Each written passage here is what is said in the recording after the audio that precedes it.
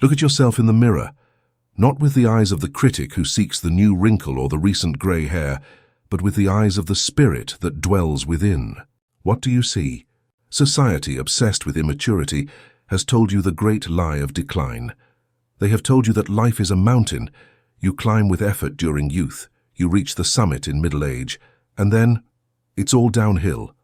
They have told you that after 40, 50, or 60, your only job is to manage the deterioration, survive comfortably, and prepare for the end. They have told you that your best days are behind you. That is a superstition designed to keep you weak. This audiobook has arrived to break that spell. The forbidden truth, the one known by the ancient alchemists and the masters of the Tao, is that youth is only the collection phase. It is the stage of raw energy, trial and error, and passionate ignorance. But maturity is the alchemy phase. You are not old, you are dense. You are loaded with experience, overcome pain and knowledge that cannot be learned from books. You have the raw material that the young do not have. The problem is that no one has taught you to use that raw material to ignite the second engine. This manual is the Phoenix Codex. The myth of the phoenix is not about a bird that dies. It is about a being that knows when its old plumage is no longer useful and has the wisdom to light its own fire to renew itself from within. You are at that point. That feeling of stagnation, midlife crisis, or emptiness is not the end. It is the signal that your soul is ready for regenerative combustion. Through these sonic pages, you will learn the art of spiritual Kintsugi, the Japanese technique of repairing what is broken with liquid gold. You will discover that your past mistakes are not stains. They are the cracks through which the light must enter. You will learn to change your biology by speaking to your cells in the language of authority, not complaint.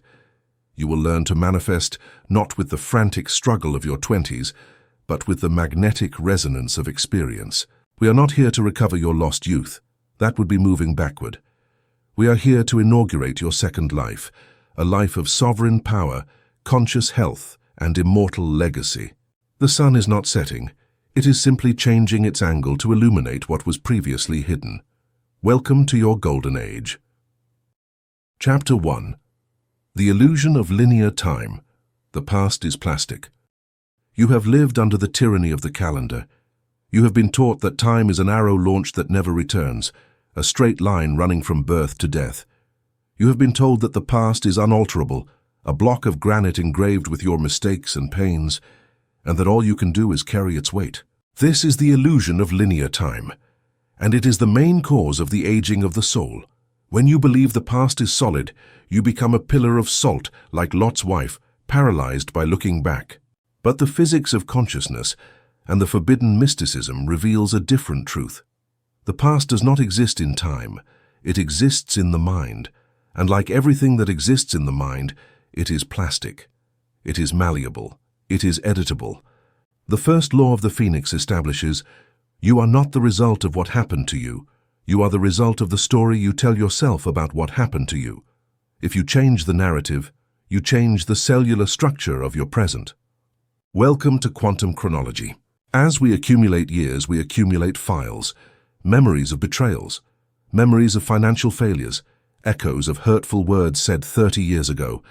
The untrained mind drags these files like a prisoner drags a ball and chain. You say, I am a divorced person. I am a failed entrepreneur. I am a widow.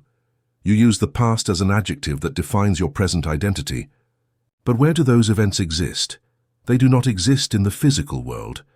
That argument from 20 years ago is not happening in this room. That business that went bankrupt is no more. They only exist as neuronal traces in your brain and as chemical charges in your body. And you, without knowing it, hit the play button every morning. You replay the old sad song and your body reacts by releasing the same chemistry of stress and pain it released decades ago. You are re-intoxicating yourself with old poison. Aging is not just the passing of years, it is the accumulation of unprocessed past in the tissues. Modern neuroscience has discovered something the shamans knew millennia ago. Every time you access a memory, you modify it. Memory is not an unalterable video file.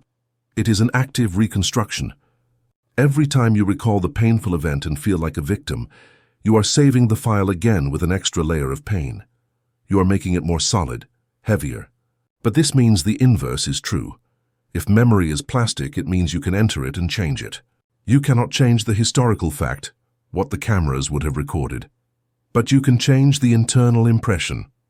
And for your subconscious, that engineer who governs your biology and your destiny, the internal impression is the only reality. If you change the impression of the past, you change the effect that past has on your future. You can take a memory of trauma and remove its sting. You can take a memory of failure and turn it into a memory of learning. You can, literally, rewrite your history. We have been told, the past causes the present. If you were hurt as a child, you will be insecure as an adult. This is the logic of the victim. It is the logic of the billiard ball. Once struck, the ball has no choice. The Phoenix operates under circular causality. The present has the power to heal the past. From your position of current maturity, wisdom and power, you can travel backward, vibrationally, and rescue your younger self. You can alter the energetic charge of your timeline. By doing this, you release the energy that was trapped in yesterday. Can you imagine how much vital energy you are spending right now maintaining your grudges from 10 years ago, or regretting what you didn't do in 1990? It is a massive hemorrhage of life force. Rejuvenating is not stretching the skin, it is releasing the ballast of wasted time. The past is not a stone statue in a distant museum, it is soft clay you carry in your pockets right now. The reality of what happened to you in 1985 or 2005 only exists today as an electrochemical signature in your brain. And that signature is active. If the memory is painful, it is sending a stress signal to your cells at this very instant. Accelerated aging is, in large part, the wear and tear caused by carrying the dead weight of unresolved stories. For the Phoenix, the past is not a place of residence. It is a quarry of materials.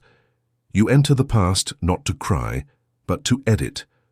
We enter the revision protocol. This technique, perfected by the mystic Neville Goddard, is the supreme tool for the mature alchemist. It is the capacity to change the effect of the past by rewriting the cause in memory. Before starting, your logical mind, the skeptical guard, will object. But I can't change what happened. I got divorced. I went bankrupt. That person died. That is a fact. The Phoenix scribe replies, the physical fact is irrelevant. The only thing that matters is the vibrational impact. Your life today is not determined by the fact that you got divorced 20 years ago. It is determined by the fact that, today, you continue to feel rejection, guilt, or loneliness every time you think about it. That repeated emotion is what has created your current reality of isolation or bitterness. We do not need to change the legal document of the divorce. We need to change the emotional recording that says, I am a failure, or I am unloved. If you change the memory, you change the frequency you are emitting now. And if you change the frequency of now, your future changes instantly. The revision is the act of going to the root of the trauma and changing the ending of the movie. This is not an intellectual exercise. It is a deep immersion. It requires you to enter the dark room of your mind, the theta state or deep relaxation. Step 1. Summons of the file. Sit in silence. Choose an event from the past that still stings. It may be a recent argument or an ancient loss. Bring the scene to your mind. Do not view it from afar. Enter it. Be back in that room. Hear the voices. Feel the tension in your stomach. Feel the anger or sadness. This step is painful but necessary. You must locate the corrupted file. Step 2. The tape cut. Just at the moment before the scene becomes disastrous, before the hurtful words are spoken, or before feeling the abandonment, pause. Freeze the image mentally. Tell your mind, cut. This scene is not acceptable for my permanent file. We are going to reshoot it. Step 3. The script rewrite. Here is where you exert your divine power. Imagine how you would have liked it to happen, not how it could have been, but how the ideal, perfect, and healing version would be. In the new version, instead of shouting, there is understanding. Instead of leaving with a slam of the door, your child gives you a hug. Instead of words of hatred, you hear words of respect and love. Step 4. The recording of the new track. Now play the new scene. Live it in the first person. Look at your child's kind face, hear their soft tone of voice, feel the hug. And most importantly, feel the emotion of the new ending. Feel the relief, feel the love, feel the connection. Let that chemistry of happiness flood your body now. Step 5. The fixation loop. Repeat this new scene over and over. 10, 20 times. Do it until the new version feels more natural than the old one. Do it until the negative charge of the old memory disappears. The subconscious does not distinguish between the historical fact and intense visualization. If you saturate your mind with the new scene, the subconscious overwrites the file. It replaces the memory of trauma with the memory of peace. What happens in your body when you do this? For years, every time you thought of that event, your body released cortisol and adrenaline, poison. You were aging because of that memory. By performing the revision, you stop the production of poison. Now, when your mind touches that subject, it finds the new tape, the hug, the peace. Your body releases oxytocin and serotonin, medicine. You have converted a source of toxicity into a source of nourishment. This is true rejuvenation. Removing years from yourself is not erasing wrinkles, it is erasing the accumulated stress burdens that hunch your back and dim your gaze. A person who has revised their past walks lighter. Their eyes shine because they are no longer looking at phantoms. They are looking at victories they retroactively created. At 50 or 60, a common pain is what could have been. The career you didn't pursue, the investment you didn't make, the love you let go. This regret is a massive energy leak. It is a hole in your fuel tank. Use revision for this too. You cannot go back and buy Apple stock in 1980, but you can revise the feeling of loss. Go to that moment. Instead of feeling stupid for not having invested, visualize that you made a different decision that led you to a different wisdom, or more radically, revise the outcome. Visualize that the loss was actually a divine protection that saved you from a worse fate. Reframe the story. I did not lose an opportunity. I was redirected toward my true destiny, which is now. By doing so, you reclaim the energy that was trapped in nostalgia. That energy returns to you in the present, available to be used in your second life. Nothing has been lost. Everything has been transformed into wisdom. The Phoenix does not wait for a major trauma to use revision. It uses it as daily hygiene, like brushing its teeth. Neville Goddard recommended reviewing the day every night before sleeping. The nightly cleansing ritual. When you lie down, review your day in reverse. If you had an unpleasant moment, bad news, a small argument, a moment of fear, pause and revise it. Rewrite it right there. Imagine it happening perfectly. Fall asleep with the corrected version of the day. Why? Because if you fall asleep with the memory of conflict, your subconscious will spend 8 hours ruminating on the conflict, fixing it in your cells and preparing more conflict for tomorrow. If you revise the day and turn it into success and peace, your subconscious will spend 8 hours integrating success and peace. You will wake up clean. Without emotional residue, this prevents mud from accumulating. It keeps you young in spirit. It keeps you flexible. Sometimes the villain in your story was you. You made the mistake, you were unfaithful, you shouted, you failed. Guilt is the most corrosive acid for the body and soul. Guilt tells you, you do not deserve a second life. You deserve punishment. As long as you feel guilty, you will unconsciously block any attempt at regeneration or success. You will sabotage yourself to fulfill your own sentence. Revision is the supreme tool for self-forgiveness. Go to the moment of your mistake. Look at yourself with the eyes of compassion, not judgment. Understand that that old version of you acted from fear, ignorance, or pain. You were not bad. You were hurt or asleep. Now revise your action. In your imagination, visualize yourself doing the right thing. Visualize yourself being brave, honest, or kind in that past situation. Feel the satisfaction of having acted well.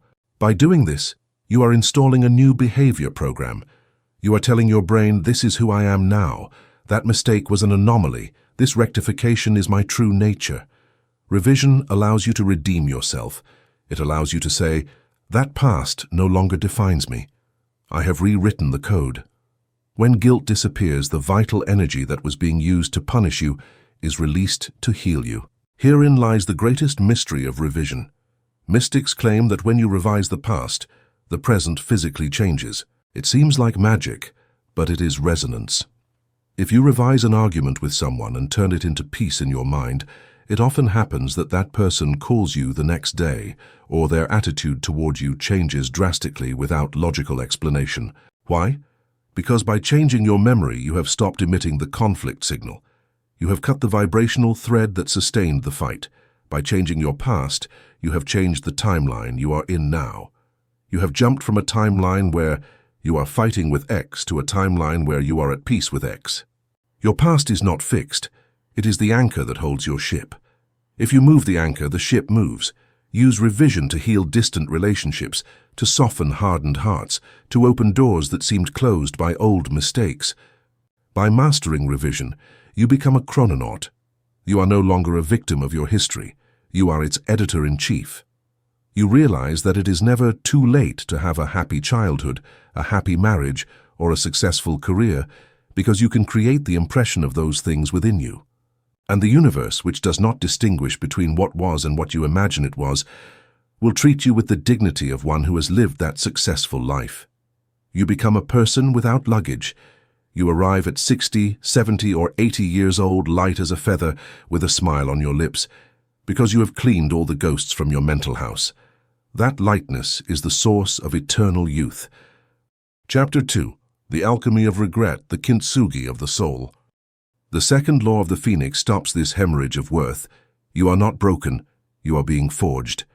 In the economy of the soul, an intact vessel is cheap because it is naive. A broken and repaired vessel is incalculable because it contains wisdom. Your scars are not flaws. They are the place where the gold enters the story. Welcome to the art of spiritual Kintsugi. To understand your own worth, we must travel to 15th century Japan. The legend tells that the shogun Ashikaga Yoshimasa broke his favorite tea bowl. He sent it to China for repair. The bowl returned, joined with ugly metal staples, crude and ruined. The dissatisfied shogun ordered his Japanese artisans to find a better solution. The artisans did not try to hide the cracks. They did not try to pretend the bowl was new. They did the opposite. They highlighted the cracks. They joined the fragments with a lacquer mixed with gold dust. The result was a bowl crossed by rivers of shining gold. The object became more beautiful, more resilient, and more valuable than when it was new. Kintsugi, golden joinery, was born. You are that bowl. Life has hit you. You have been broken. Society tells you to hide your cracks. It tells you to pretend you are perfect, to rejuvenate yourself to look like you've never suffered. Those are the ugly metal staples: denial, excessive plastic surgery, the fake smile. The Phoenix Codex invites you to do Kintsugi. It invites you to take your biggest mistake, your deepest pain, and fill it with the gold of understanding. It invites you to display your scars not as open wounds, but as lines of strength. Because only one who has been broken and rebuilt knows the secret of structure. What is technically regret? It is vital energy trapped in a dead temporal loop. Every time you say, "If only I had done that," you are sending your energy to a phantom timeline that does not exist. You are trying to live in a parallel universe, and since you are not there, your body here in the present runs out of energy. You feel tired, heavy, old. Accelerated aging is often the result of having 50% of your energy invested in regretting the past.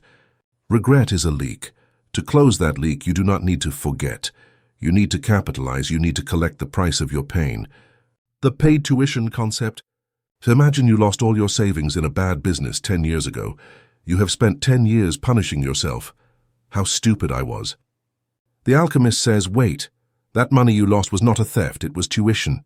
You paid a high price. What did you learn? Did you learn prudence? Did you learn to read people? Did you learn resilience? That wisdom is the product you bought with your pain. If you keep the pain but throw away the lesson, you have made a terrible business deal. You have paid and not taken the goods.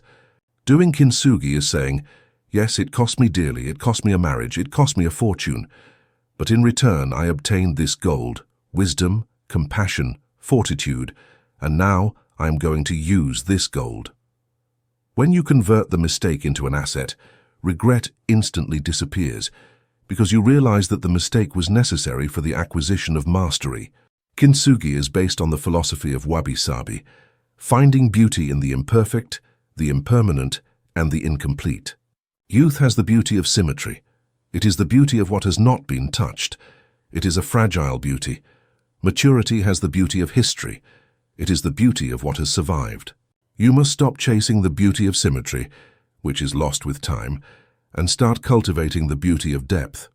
A face without wrinkles is a blank sheet of paper. A face with lines is a roadmap. A soul that has never sinned is innocent, but it is not virtuous. Virtue requires having known temptation and overcome it, or having fallen and risen. The phoenix is not beautiful because it is new. It is beautiful because it has burned and returned. Its plumage has the colors of fire and ash. Accept your imperfection, your neuroses, your overcome fears, your falls. That is what makes you human, accessible, and real. No one trusts a perfect guru. Everyone trusts the master who says, "I was in hell too, and here is the map out." How is the gold applied to the crack? Lead is the judgment. I did wrong. Gold is the integration. This made me who I am. The alchemical process requires that you stop seeing your past as a series of accidents and start seeing it as a divine conspiracy. What if that divorce was not a failure, but the only way life could set you free to find your true power? What if that illness was not a punishment, but the emergency brake that saved you from a meaningless life? Kintsugi requires you to change the narrative. You stop being the victim of circumstance and become the hero of the initiation. The hero always breaks. The hero always falls. If he didn't fall, there would be no story. There would be no transformation. Your cracks are your war medals. Do not hide them. Fill them with light. We understand that an intact life is an unlived life, and that true beauty lies in the history of fracture and recovery. We know that regret is a leak of vital energy, a hole in the hull of your ship that prevents you from sailing toward your second life. But knowing that my scars are beautiful is a nice calendar phrase. Feeling it in your gut when guilt wakes you up at midnight is something else entirely. For the philosophy to become biology, for the concept to become a cure, we need a ritual of psychic engineering. We need to apply the golden ceiling. The goal of this protocol is not for you to forget your mistake. The goal is that when you remember it, you no longer feel the cold of remorse but the heat of mastery. We want you to feel the relief of the gold, not the emptiness of the wound. The first step in any artisanal repair is to clean the surface. You cannot apply gold over an infected or dirty wound. The dirt in your wound is shame. Shame is the desire to hide the crack. It is what makes you look away when you think of that divorce, that bankruptcy, that moment of weakness with your children. As long as there is shame, the wound keeps bleeding energy. The phoenix begins by exposing the fracture. See it in your power spot. Close your eyes. Bring the big mistake to your mind. That specific event that makes you feel less than. Look at it head on. Do not justify it. I was tired. Do not blame others. She provoked me. Simply look at the crack. Say, here is where I broke. This happened. I was the agent of this fracture. Feel the sharp pain of admission. That pain is necessary. It is the antiseptic. By admitting the break without excuses, you reclaim ownership of the event. As long as you blame others or bad luck, the crack belongs to chance. When you say, I broke myself, the crack is yours. And if it's yours, you can fill it with your gold. Now we need the filling material. We do not use cheap glue for getting, we use gold. What is gold in the alchemy of the soul? Gold is distilled wisdom. It is the value you extract from the disaster. This is where you perform the transmutation of meaning. Take that painful event and subject it to the phoenix's interrogation. Ask the crack, what did you give me that I did not have before I broke? This is the hardest question, because the ego insists you only lost. I lost my money. I lost my family. I lost my time. You must dig deeper. Beneath the loss is the hidden gain. The bankruptcy case. I lost my money, yes, but I gained the destruction of my arrogance. I gained the understanding of who my true friends are. I gained the loss of the fear of losing, because I already lost, and I am still alive. Now I am fearless. Aitaro. That is the gold, fearlessness. The divorce case. I lost my intact family, yes, but I gained the connection with myself that I had sacrificed for pleasing others. I gained autonomy, I gained the capacity to be alone without dying. Itaro, that is the gold, sovereignty. The addiction or moral error case. I lost my reputation, but I gained a humility that connects me with the suffering of all other human beings. I used to judge. Now I understand. My heart broke to open. Itaro. That is the gold, compassion. Do not get up from the chair until you have found the gold. There is always gold. The universe is an economy of perfect exchange. It takes nothing from you without giving something of equal or greater vibrational value in return. Suffering without a lesson is martyrdom. Suffering with a lesson is initiation. Once you have the lesson clear in a word, fearlessness, sovereignty, compassion, you have the molten material ready to pour. Now active visualization. Imagine your soul or your body of light as a beautiful ancient ceramic vessel. Locate the spot on that vessel where the trauma occurred. See the dark, jagged, ugly crack. Now visualize that you have a bowl of liquid, luminous gold. That liquid is made of your new wisdom. It shines with the light of your understanding. Mentally pour that gold over the crack. Watch it flow. Watch it fill every corner of the pain, every empty space left by the loss. Feel the heat of the gold cauterizing the wound. Feel how the gold joins the separated fragments. The vessel is whole again, but now it has a shining vein running through it. It is no longer a virgin vessel. It is a consecrated vessel. Say aloud or internally, this crack is sealed with wisdom. What was broken is now stronger than before. I honor my history. I honor my survival. This is my trophy. Feel the physical change in your body. Regret feels like a hollow in the stomach. Kintsugi feels like a warm solidity in the solar plexus. There is no hollow left. There is precious metal. In the antiques market, a piece restored with Kintsugi is worth more than a new piece. Why? Because it has history. It has character. It has resilience. You must apply that same valuation to yourself. The myth of youth is that value resides in intact perfection, smooth skin, clean history, innocence. The myth of maturity, the Phoenix Codex, is that value resides in integrated complexity. You must stop envying those who never failed. If they exist, they are superficial. You must start looking at your broken and repaired self with reverent admiration. You are a survivor. You have been to hell and returned with souvenirs. You have maps of the dark territories that innocent young people do not have. That makes you valuable. That makes you a guide. That makes you an elder in the tribal and sacred sense of the word. The enemy of Kintsugi is toxic nostalgia, the fantasy that the past could have been different. If only I had married someone else. If only I had taken that job. These fantasies are poison. They assume there was a correct path and that you took the wrong one. Forbidden metaphysics offers you a higher vision, the determinism of the soul. You must assume with a radical faith that you could not have done otherwise. With the level of consciousness, the wounds, and the information you had at that moment, you made the only possible move. That mistake was necessary. It was the only way to break the shell of your ego and allow the light you have now to enter. If you hadn't failed, you wouldn't have this wisdom. You would still be arrogant or asleep. The mistake was the mechanism of awakening.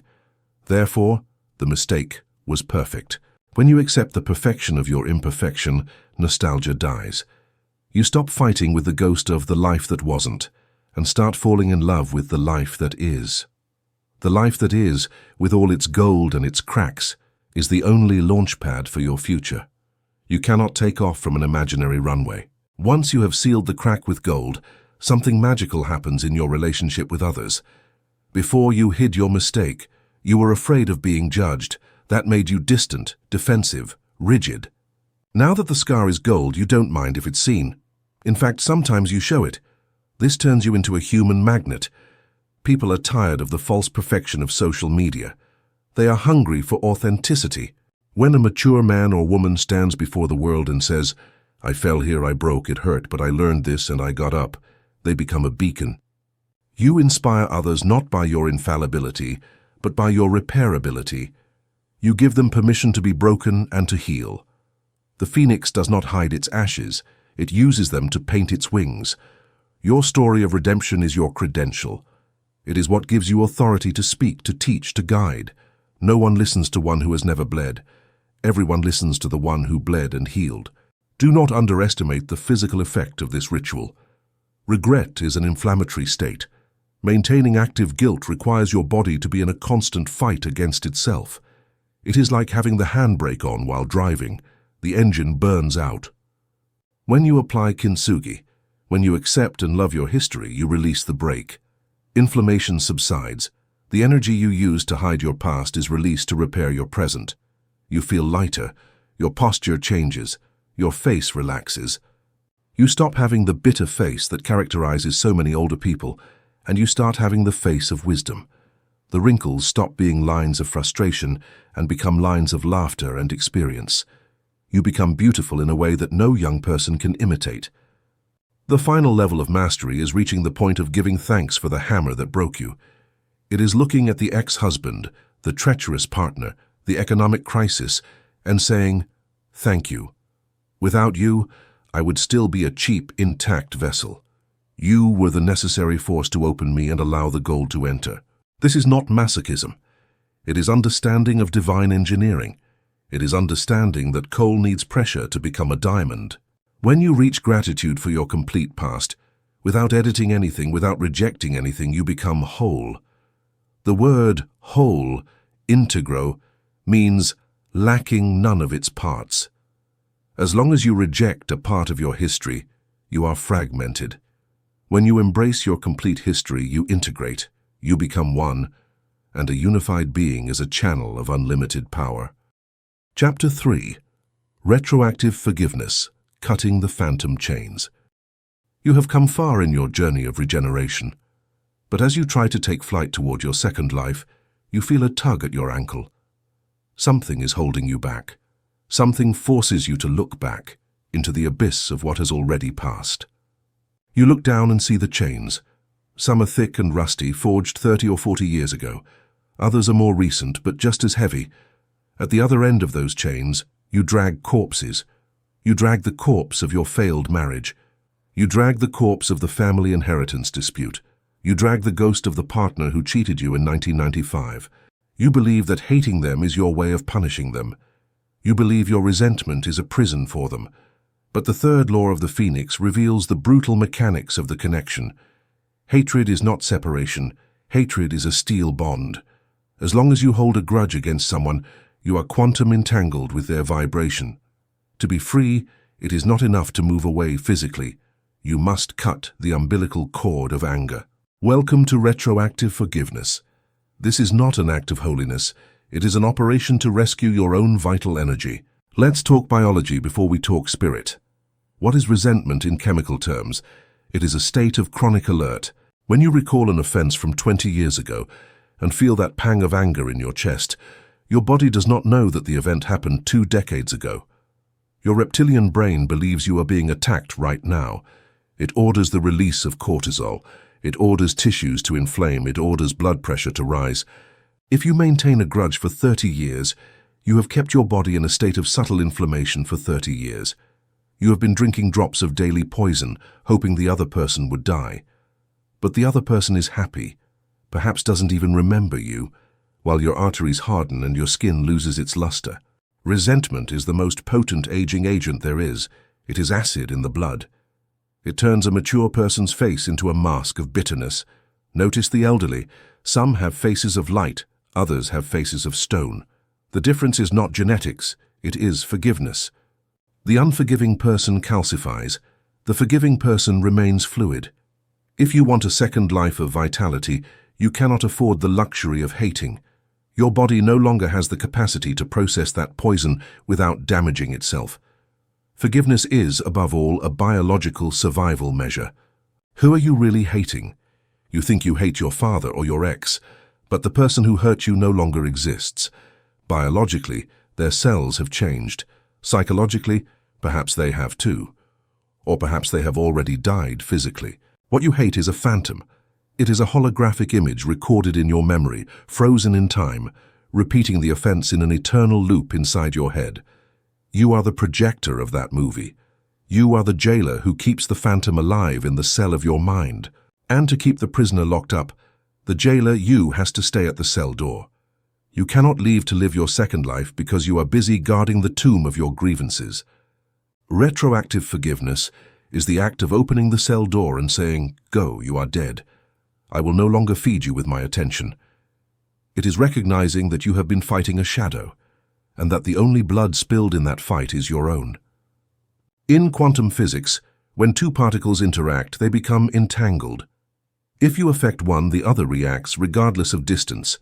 Intense emotion, love or hatred, is the glue of entanglement.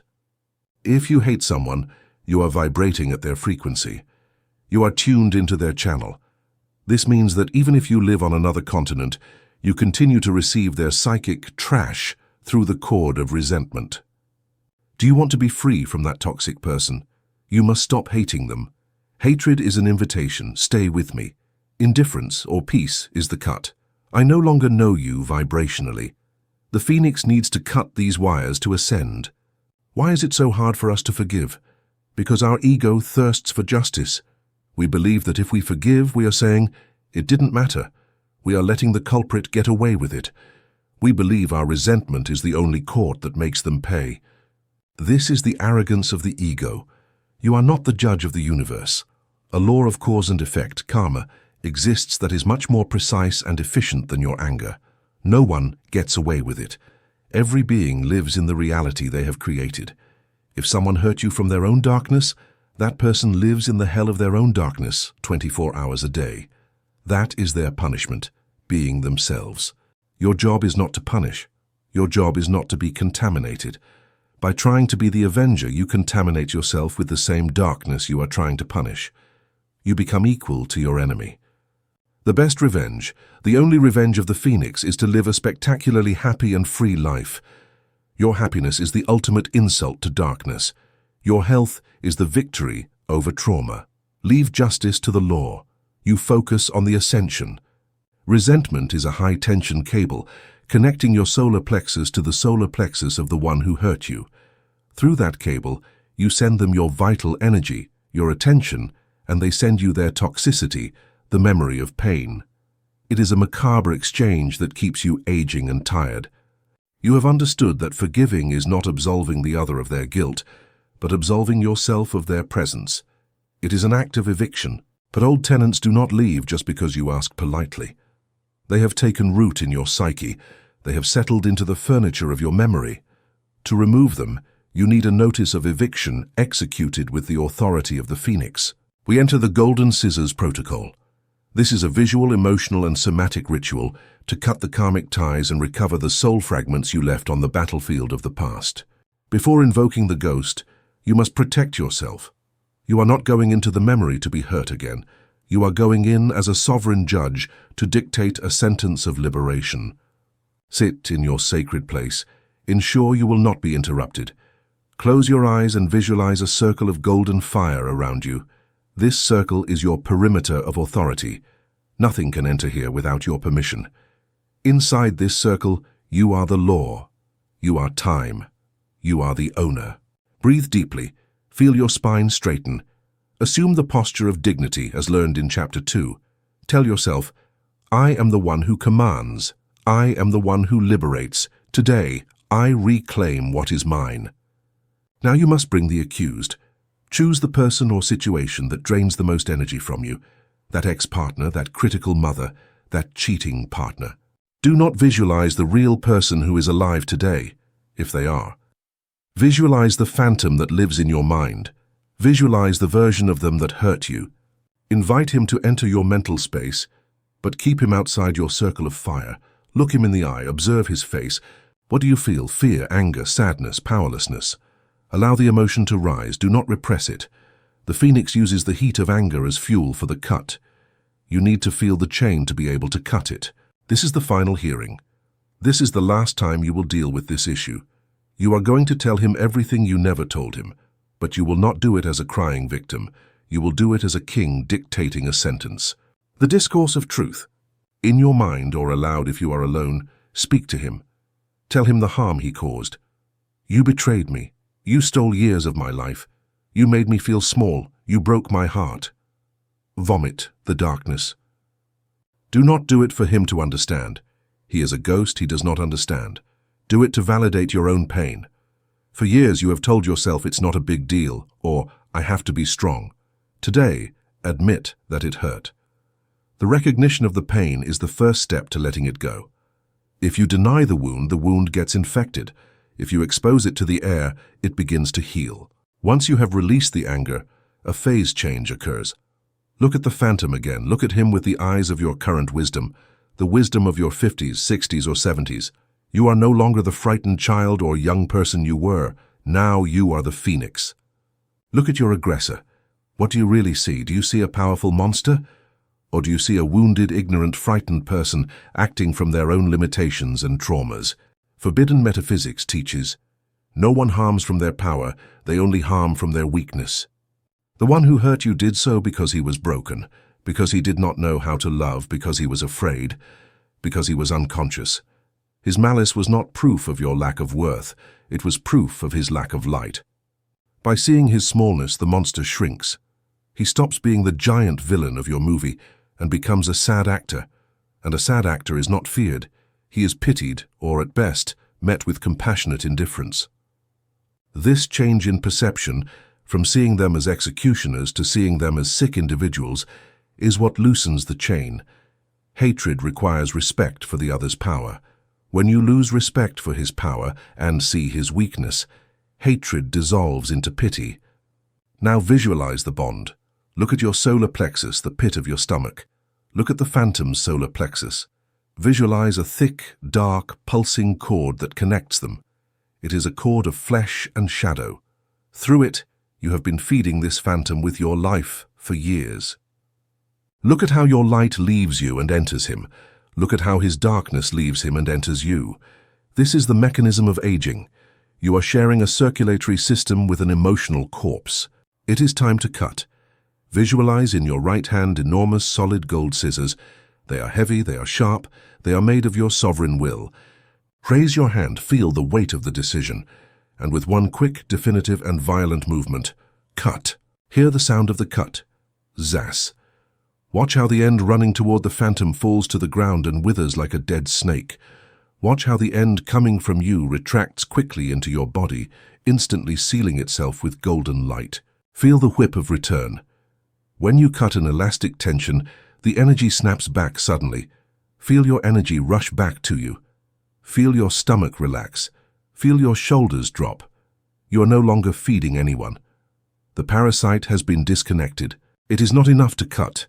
You must recover what you left there. In every traumatic relationship, in every moment of pain, you left a fragment of your soul. You left your innocence, your trust, your joy, your capacity to believe. Those fragments are trapped in the past. Frozen in the time of trauma, you must call them back. This is the soul retrieval ritual. Look at the phantom one last time, or look at the past scene, and say with a voice of command to all the parts of me that were trapped in this story, I command you to return. I reclaim my power. I reclaim my innocence. I reclaim my joy. I reclaim my time. Return to me now, washed, clean, and purified. Visualize how small light sparks of pure energy leave the phantom, leave the past stage, and fly toward you like fireflies seeking their home. They open your chest and enter. Feel the warmth of your own essence coming home. Feel yourself filling up. Those hollows you felt inside were not loneliness, they were the absence of yourself. Now you are whole again. Now that you are whole and disconnected, look at the phantom. You are no longer afraid of him, you are no longer angry at him, you no longer care. He is just a fading image. To ensure he does not return, you must seal the portal with a vibration that the phantom cannot tolerate, the blessing.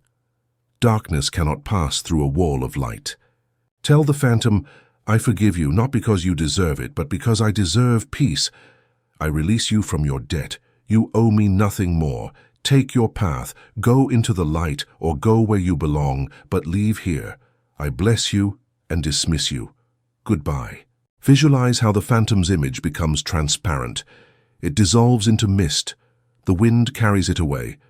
The space before you is empty, clean, silent. Breathe in that void. It is the fresh air of your new life. It is the space you have just created for new love, new health, new wealth to enter. Before it was occupied by a corpse. Now it is ready for a miracle. Before opening your eyes, there is a small thread left to cut. Sometimes we forgive the other, but we do not forgive ourselves for having allowed the harm. You tell yourself, how foolish I was. How did I endure it for so long? How did I waste so many years? That guilt is the final shackle. The Phoenix does not judge itself for having taken time to burn. It celebrates having burned at last. Place your hands over your heart. Speak to your past self, the one who endured, who suffered, who made mistakes. Tell him gently, you did the best you could with what you knew then. Thank you for surviving. Thank you for bringing me here. I do not judge you. I love you. I release you. Embrace your past self. Merge with him. Feel how the internal civil war ends. There are no guilty parties. There is only learning. There is only the path. And the path has led you, finally, to freedom. When you open your eyes after this ritual, you will feel different. You may feel extremely light, or you may feel exhausted, as if you have run a marathon. It is normal. You have moved tons of psychic energy. You have rewired your nervous system. Your physical body needs time to adjust to the new freedom. For the next few days, be kind to yourself. Drink plenty of water. Water helps process emotional energy. Rest. If you feel like crying, cry. They are emotional toxins leaving. If you feel strangely empty, do not rush to fill yourself. Enjoy the void, it is the cleansing, and most importantly, do not visit the tomb again. If the memory tries to return, if the mind tries to reopen the case, say firmly, that matter is closed, the cord is cut. There is no one on the other side of the line. And redirect your attention to your present. Keep the cemetery gate closed. Chapter 4. The Body Listens, the Cellular Conversation. You have been taught to believe that your body is a solid object, a machine made of flesh and bone that, like an old car, rusts and fails with mileage. You believe you are the victim of your genetics or the prisoner of your age. But cutting-edge science and ancient mysticism have reached the same terrifying and liberating conclusion. Your body is not a thing, it is a process. And that process is directed by a single voice. Yours. The fourth law of the Phoenix establishes, biology is biography made flesh. Your cells are not deaf. They are constant spies that listen to your inner monologue and translate it into chemistry. You do not age by the calendar, you age by the decree. Welcome to the cellular conversation. Imagine you have a personal assistant who follows you 24 hours a day with a notebook, writing down every word you say, every thought you have, and every emotion you feel. And this assistant has the power to alter your DNA based on those notes. That assistant exists. It is your nervous system. Your cells have no sense of humor. They don't understand irony. They are literal. When you look in the mirror and say jokingly, "Ugh, I'm so old, I'm useless now," your cells do not laugh. They register an executive order. Commander has decreed obsolescence. Initiate deterioration protocol. Reduce energy. Shut down repair. When you say, "This makes me sick," your immune system receives the signal. Lower defenses, permit infection. You have been giving destructive orders to your own biological army for decades. The stiffness in your joints is the materialization of your mental rigidity. I don't want to change. Chronic fatigue is the materialization of your boredom or your resistance to life. Your body is not attacking you, it is obeying you with suicidal loyalty. My father had this, so I will have it too. This is the slave's excuse. The new science of epigenetics has shown that genes are not a destiny. They are a map of options. Your DNA has thousands of switches. Some are for disease and others for health. Who turns the switch off or on? The environment. And to a cell, the environment is not just the food you eat. It is the chemistry of your emotions. The blood of a person living in gratitude and passion has a radically different chemical composition than that of a person living in resentment and fear. If you bathe your cells in the acid of regret, Chapter 2, for 20 years, you will activate the disease genes. If you bathe your cells in the elixir of purpose and vitality, you will activate the regeneration genes, even if your parents died young. You are the epigeneticist. You control the atmosphere in which your cells live. Blaming the genes is abdicating the throne. The Phoenix assumes command of his genetic code. Here is a physical fact. Your body today is not the same body you had a year ago. Your skin renews every month, your liver every 6 weeks, your skeleton every few months. You are literally not the same person you were 10 years ago. So the million-dollar question: if my cells are new, why is my illness old? Why does the scar persist? Why does the chronic pain remain? Because you have handed the old blueprints to the new cells. The new cell is born virgin, ready to be perfect health. But before being born, it consults the cellular memory, your belief. And your belief says, I am arthritic. I am diabetic. Then the new cell obediently deforms to fit the mold of the old illness. You are recreating your illness every second through your memory and your identity. To rejuvenate, you must stop identifying with the diagnosis. Stop saying, my diabetes, it is not yours. It is a temporary pattern you are keeping alive with your attention. The Phoenix knows that if he cuts the supply of the old memory, the body will revert, by default, to its original design of health. Finally, you fight an external enemy, social hypnosis. Since you were born, you have been programmed with the idea that at 40, decline begins, at 60, old age, and at 80, the end. You see ads for adult diapers, medicines, and nursing homes. Your subconscious mind has accepted a contract. At such an age, I must begin to fail. And the body fulfills the contract punctually. People decide to age. They retire from life before retiring from work. They start saying, at my age, you can't anymore. That phrase is a black magic spell. The moment you pronounce it, your cells turn off the engines. The Phoenix breaks the social contract. He looks at the calendar and says, those are solar numbers. They have no jurisdiction over my biology. My age is dictated by my energy, not my birth date. There are 80-year-olds with the energy of 30.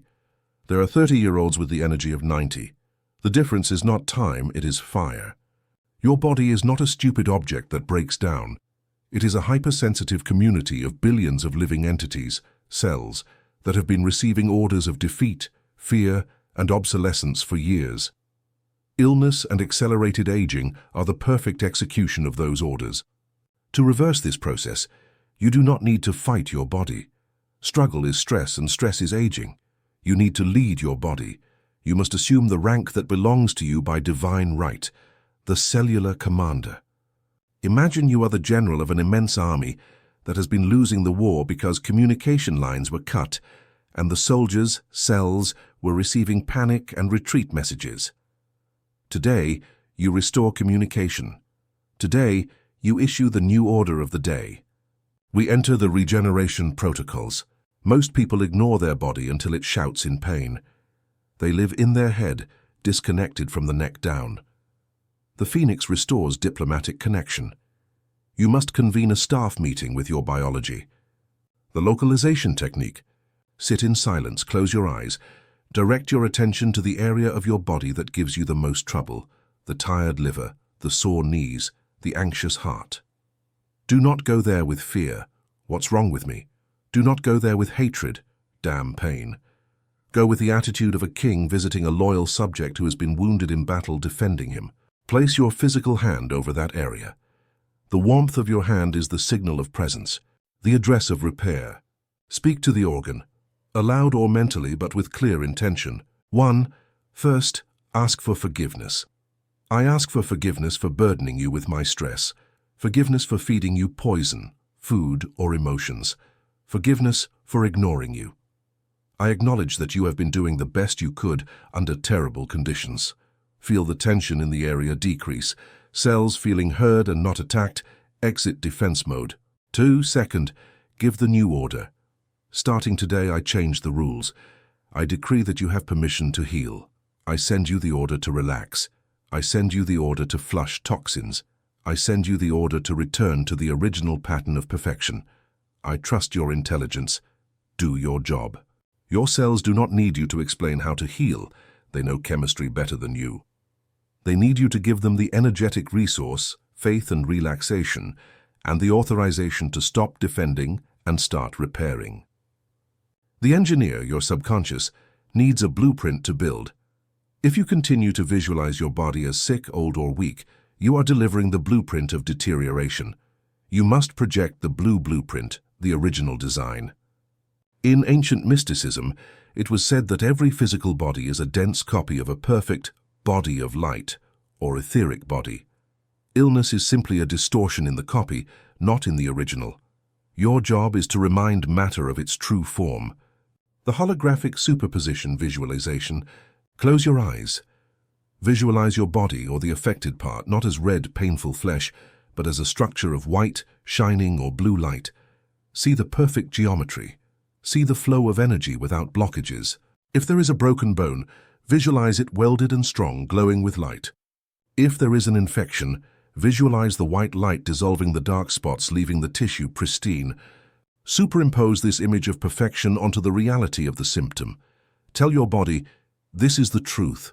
What I feel now, pain, is only an echo of the past. This image of light is your immediate destiny. Align yourself. Maintain that image with the tenacity of a dog with a bone. Do not accept the image of deterioration as final reality. It is only temporary reality. Aging and illness are in large part the accumulation of vibrational debris, traumatic memories, undigested grudges, and crystallized stress that lodge in the tissues, blocking the flow of life force, chi prana. You need a method to wash away this debris. We will use the liquid light technique. Imagine a sphere of golden bright light above your head, like a liquid sun. Visualize that sphere breaking open and pouring its contents over you. It is a golden, warm, heavy, luminous oil. The downward sweep. Visualize this liquid slowly descending. See it passes through your brain, washing away the black thoughts of fear and I can't. It dissolves them. It passes through your eyes, cleaning the tired vision. It passes through your throat, center of expression, dissolving the words you swallowed that became knots. It passes through your heart, washing away old sadness and grief. It passes through your stomach, dissolving anxiety and life's indigestion. It descends through your legs to exit through the soles of your feet, taking with it all the gray mud of illness and old age. Watch the mud exit and be absorbed by the earth. Now look at your body. It is filled with liquid gold, shining, new. This visualization, done daily before sleeping, changes the electromagnetic frequency of your body. It elevates the vibration. And illness, which is low vibration, cannot live in a high-frequency body. Here we address the biggest conceptual enemy, your chronological age. Society has hypnotized you into believing that the number of times the earth has revolved around the sun determines your energy level. I am 60, so I must be tired. I am 50, so my back must hurt. This is collective black magic. It is a curse you accept and repeat. The Phoenix breaks the time contract. You must eliminate the phrase, at my age, from your vocabulary. Every time you say, at my age I can no longer, you are signing a sentence of incapacity. You are ordering your cells to shut down. The forbidden affirmation. Substitute the complaint with the decree of timelessness. Tell yourself in front of the mirror, my body renews every second. My cells do not know what year it is. They only know what chemistry I give them. I am energy without time. My strength does not depend on the calendar, it depends on my spirit, and my spirit is eternal. Adopt the attitude of psychological youth. Youth is not a stage. It is a state of curiosity, flexibility, and growth. If you keep learning, you keep growing. And what grows does not die. The moment you say, I've seen it all, you start to die. Maintain the beginner's mind. Maintain the hunger. Tell your body, get ready because we have plans for the next 20 years. You can't retire yet. I need you strong. The body responds to purpose. If you give it a mission, it will give you energy. If you give it retirement, it will give you death. Have you noticed what older people talk about when they gather? They talk about their illnesses. They compete to see who takes the most pills or who has the strangest pain. I hurt here. Well, I had surgery there. This is a liturgy of illness.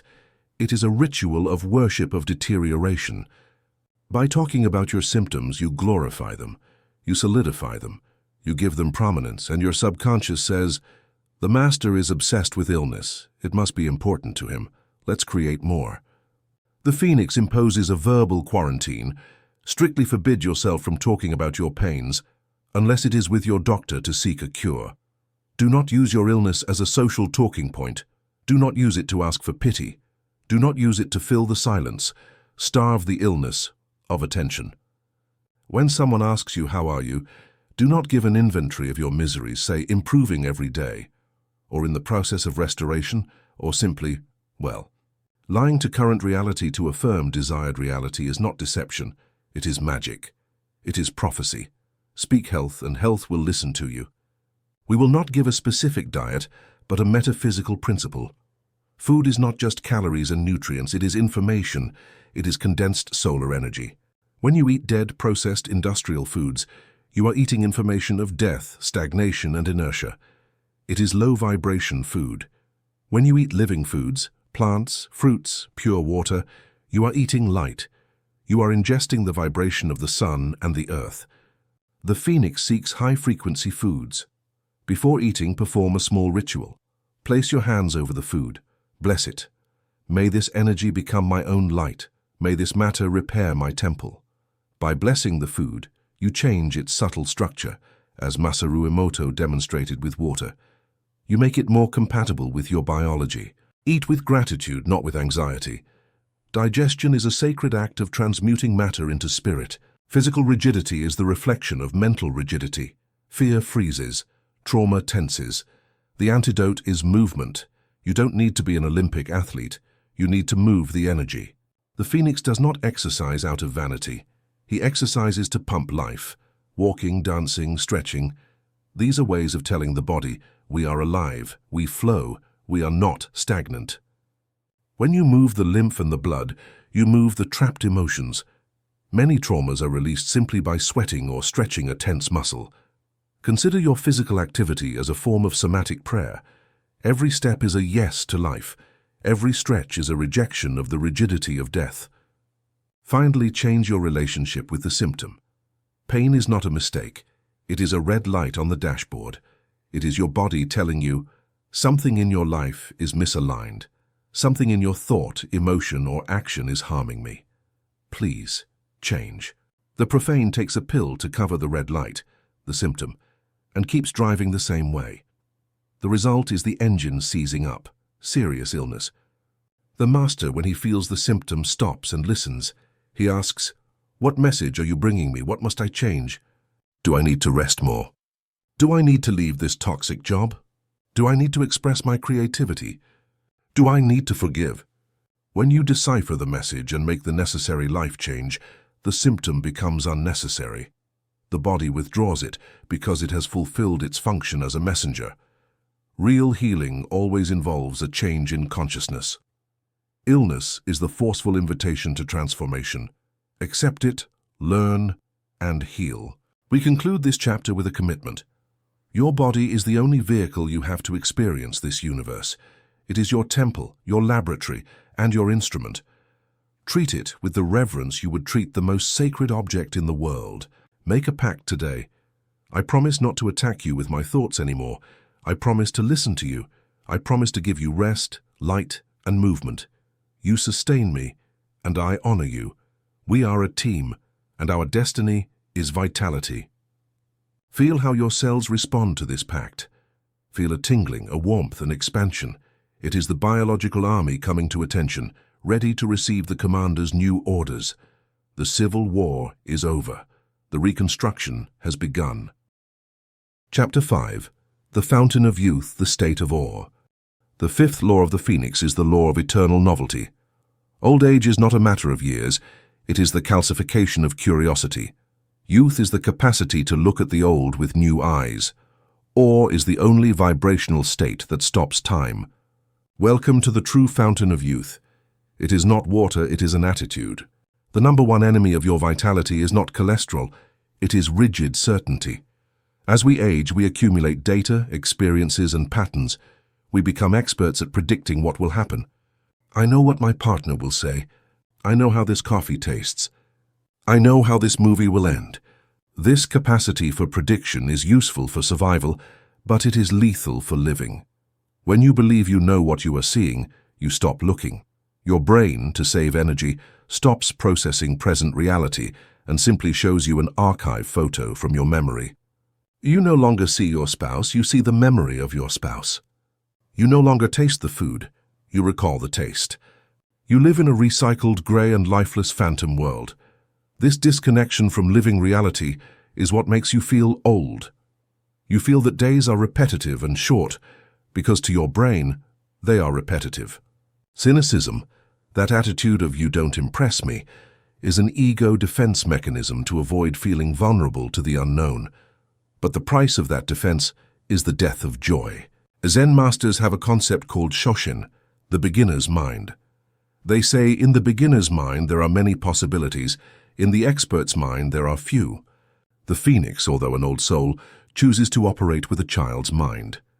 This does not mean being childish or ignorant, it means being open. It means having the humility to say, maybe I don't know everything about this flower. Maybe there is something in this sunset I have never seen before. Maybe this person I have known for 30 years has changed today. When you adopt the beginner's mind, the world turns back on in technicolor. Dopamine, the hormone of motivation and pleasure, is released only in the presence of novelty. If you want to feel alive, you have to find the new in the old. You have to look at your street as if you were a tourist who just arrived from Mars. That fresh gaze reactivates neuroplasticity. Your brain starts to physically grow again, creating new neurons to process the new information. Ore is brain fertilizer. Science has confirmed what metaphysics knew. Ore is a biological necessity. Recent studies show that the experience of awe, that moment when you are breathless before the beauty of nature, art, or human kindness, drastically reduces levels of pro-inflammatory cytokines. Inflammation is the engine of aging and disease. Alzheimer's, arthritis, heart problems. Awe is the inflammation extinguisher. When you marvel, your parasympathetic nervous system takes over. Stress disappears. The ego, the part of you that is always worried and defensive, shrinks before the immensity of what you observe. Feeling small before a mountain or before the stars is healing. It takes you out of your own head. It connects you to the totality. A daily dose of awe is more potent than a multivitamin. You have lost the magic not because the world has ceased to be magical, but because your lenses have become dirty with normalcy. You have labeled everything. That is a tree. That is a cloud. That is a bird. By placing a label on it, you kill the mystery. You believe that because you know the name, you know the thing. But you don't know what a tree is. No one truly knows. It is an explosion of complex biological life connected to the earth and the sun, breathing with you. It is an engineering miracle. The Phoenix's job is to remove the labels. It is to return to viewing the world as a sacred mystery. It is to recover the capacity to say, wow, if you can look at a flower and cry with beauty, you are immortal. If you can look into a child's eyes and see the infinite, you are young. If you can listen to a symphony and feel the universe speaking to you, you are alive. The one who loses the capacity to be amazed is already dead, even if they are buried 30 years from now. To ignite the second engine, to activate biological and spiritual regeneration, you must break the habit of normalcy. You must know that normalcy is a hallucination. There is nothing normal about being alive on a rock spinning at thousands of miles per hour around a nuclear fireball in a silent, infinite universe. There is nothing normal about your heart beating without batteries. There is nothing normal about the existence of a flower, an eye, or a hand. Everything is a grotesque, wonderful miracle, but you have fallen asleep. You have put on the glasses of habit so as not to be burned by the intensity of reality. The Phoenix takes off the glasses. The Phoenix chooses to live dazzled. To achieve this, you do not need to change planets. You need to change lenses. We enter the Curiosity Gymnasium. These are the protocols to reactivate awe at will. Think about the last time you traveled to an exotic country. How did you feel? You were probably tired, but your eyes were wide open. You noticed the color of the taxis. You noticed the smell of the air. You listened to the cadence of the foreign language. You tasted the food with mindfulness. You were alive. You were in high resolution. Why? Because your brain had no previous file to predict what was going to happen. It couldn't run on autopilot. It had to be awake to process the novelty. Now think about your life at home. You get up, go to the bathroom, make coffee, go to work. You see nothing, you smell nothing, you taste nothing. Your brain is in low resolution, saving energy, using old maps. That energy-saving mode is what aging feels like. The tourist technique consists of applying the gaze of travel to your daily routine. It is the art of deliberate estrangement. The Martian exercise. Tomorrow morning, when you wake up, play this game. Imagine you are a consciousness that has just arrived from another dimension and landed in this body of your age years. You have never been on Earth. You have never had a body. Open your eyes, look at your hands, move your fingers. Don't think they are my old hands, think incredible technology. Look how they obey my thought instantly. Look at the texture of the skin. Get up and walk, feel gravity. To a spirit, gravity is a fascinating novelty. Feel the weight, feel the floor. Go to the kitchen. Look at the coffee. It's not coffee. It's a dark potion extracted from the beans of a tropical plant. Smell the aroma as if it were the first time. If you manage to sustain this newcomer perspective for 10 minutes, you will feel a chemical change in your brain. You will feel a spark, a lightness. You will have broken the crust of habit. Your house, which seemed boring, will suddenly be filled with textures and lights you had stopped seeing 20 years ago. Boredom is blindness. The tourist sees everything. Language is a useful tool, but it is a perceptive prison. We label things so we don't have to look at them. You see a bird and say, "Ah, it's a sparrow," and you move on. The moment you put the label sparrow on it, you have stopped seeing the living being. You have substituted the vibrant mystery of life with a dead word in your head. You have filed away the miracle. The Phoenix practices de-labeling. Go out into your garden or look out the window. Look at a tree. Your mind will say, tree. Tell your mind, no, that is just a sound. That is a word. What is that, really? Remove the name. Look at the shape. Look at the roughness of the bark. Look at how the leaves capture the light. Look at the patient stillness. If you remove the name, the tree becomes an alien sacred presence. It becomes an explosion of vertical biology. Do the same with your partner or children. Remove the label of spouse, daughter. Look at them as if they were strangers, biological mysteries who share your space. Who are they behind the label? What are they feeling? How does the light change in their eyes? By removing the label, you reclaim intimacy. Familiarity kills desire and connection. Mystery revives them. Recent studies in longevity neurobiology have coined the term awe walk. They have shown that older adults who walk with the intention of seeking awe have lower levels of pro-inflammatory markers and greater emotional well-being than those who simply walk for exercise. The exercise is not physical, it is attentional. Do not go for a walk to burn calories or lower cholesterol. That is machine maintenance. Go for a walk to hunt for beauty. The mission. Leave your house with one mission. I'm going to find 5 things that surprise me or seem beautiful to me. It might be the pattern of a leaf. It might be the color of a door. It might be the way the light hits a puddle. It might be an elder's smile. When you find something beautiful, stop. Do not pass it by. Give it 30 seconds of your life. Absorb it. Breathe it in. Let the beauty touch you. That moment of connection stops time. It lowers cortisol. You are telling your biology, the world is safe, the world is beautiful, it is worth being alive. That signal is the elixir of youth. If you walk ruminating on your problems, you age.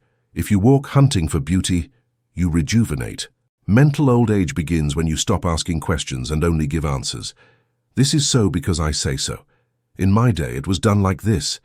Dogmatism is mental arteriosclerosis. It hardens the arteries of thought. The Phoenix remains flexible through constant interrogation, but not questions of judgment. Why is this wrong? But questions of wonder. The master question. When faced with any situation, ask yourself, what is here that I am not seeing? Or better yet, what is fascinating about this? Even in bad situations, you are in a traffic jam, your ego says, this is horrible. Your Phoenix asks, what is fascinating here? And you look at the other cars. You see thousands of people, each with a story, each with loves and fears, moving in metal machines powered by controlled explosions of liquid dinosaurs, oil. Suddenly, the traffic jam is not an annoyance. It is an amazing sociological and technological phenomenon. You have exchanged irritation, which ages, for curiosity, which vivifies. Curiosity is incompatible with suffering. If you are curious about your pain, what color is my pain? Where is it exactly? You stop suffering it and start studying it. You separate yourself from it. The scientist is never a victim of his experiment. He is the fascinated observer. Be the scientist of your own life. We have been told that neurons die and do not recover. False. Neurogenesis, the birth of new neurons, is possible until the last day of life, but it requires a trigger, learning novelty. Doing crossword puzzles is not enough. That is recalling old data. You need to learn something that makes you feel clumsy at first. The clumsiness is the signal that you are growing. When you are a child, you are clumsy all the time, and that's why you grow so fast. As an adult, you avoid clumsiness. You only do what you already know how to do well. You become efficient, but sterile. The Phoenix deliberately seeks to be a beginner. Learn a new language, learn to paint, learn to tango, learn to program code. Not to be an expert, not to earn money, but to force your brain out of its comfort zone. When you face something new and difficult, your brain releases neural growth factors. It physically rejuvenates itself. Set the goal of being bad at something new every year. Embrace the confusion of learning. That confusion is the fog of creation. If you always feel comfortable and competent, you are dying. Seek the discomfort of novelty, or also applies to people. With age, we tend to stop listening. We believe we have heard all the stories. We interrupt. We give unsolicited advice. Oh yes, that happened to me in '85. The Phoenix practices radical listening. When you speak with someone, especially a young person, close your mouth. Turn off your expert self. Listen with the intention of being surprised. Tell yourself, this person knows something I don't. This person has a unique universe inside. I will explore it. Ask questions, don't give answers. How does that feel? What made you think that? What are you most passionate about? When you listen with genuine curiosity, you connect with fresh life. You feed on the energy of others, and they feel loved and seen. You become a magnet. Young people do not flee this kind of elder. They seek him out. They seek the sage who knows how to listen, not the old man who only knows how to preach. Finally, the highest level of awe is the mystical. It is raising your gaze from your small personal drama and looking at the stars. We live locked in boxes, looking at screens. We have lost scale. When you feel old, sick, or worried, go out at night and look at the sky. Think about the distances. Think about time. Think that the light you see left a star 1,000 years ago. Think about the silence of space. That immensity should not crush you. It should liberate you. Your problems viewed from the Milky Way do not exist. Your age does not exist. Feeling that cosmic smallness is profoundly healing. It dissolves the calcified ego. It reminds you that you are part of an unfathomable mystery. And before the mystery, the soul is always young.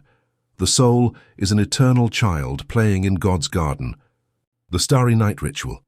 Once a week, take an immersion in immensity. Look at the sea, look at the mountain, or look at the sky, and simply say, I don't understand anything, and it is wonderful. Surrender to sacred ignorance. Release the need to be right, to be in control, to know what will happen. Rest in the awe of simply being. Chapter 6. Timeless Energy, Living in the Eternal Now. The years which seemed eternal in childhood now pass like weeks. You look at the calendar and feel a cold vertigo. You count the years you have left. You make retirement calculations. You measure your deterioration. You live with the feeling that the sand is running out in the hourglass. This perception, this chronophobia, fear of time, is the metaphysical cause of old age. You believe you are a linear creature, walking a tightrope that shortens with every step.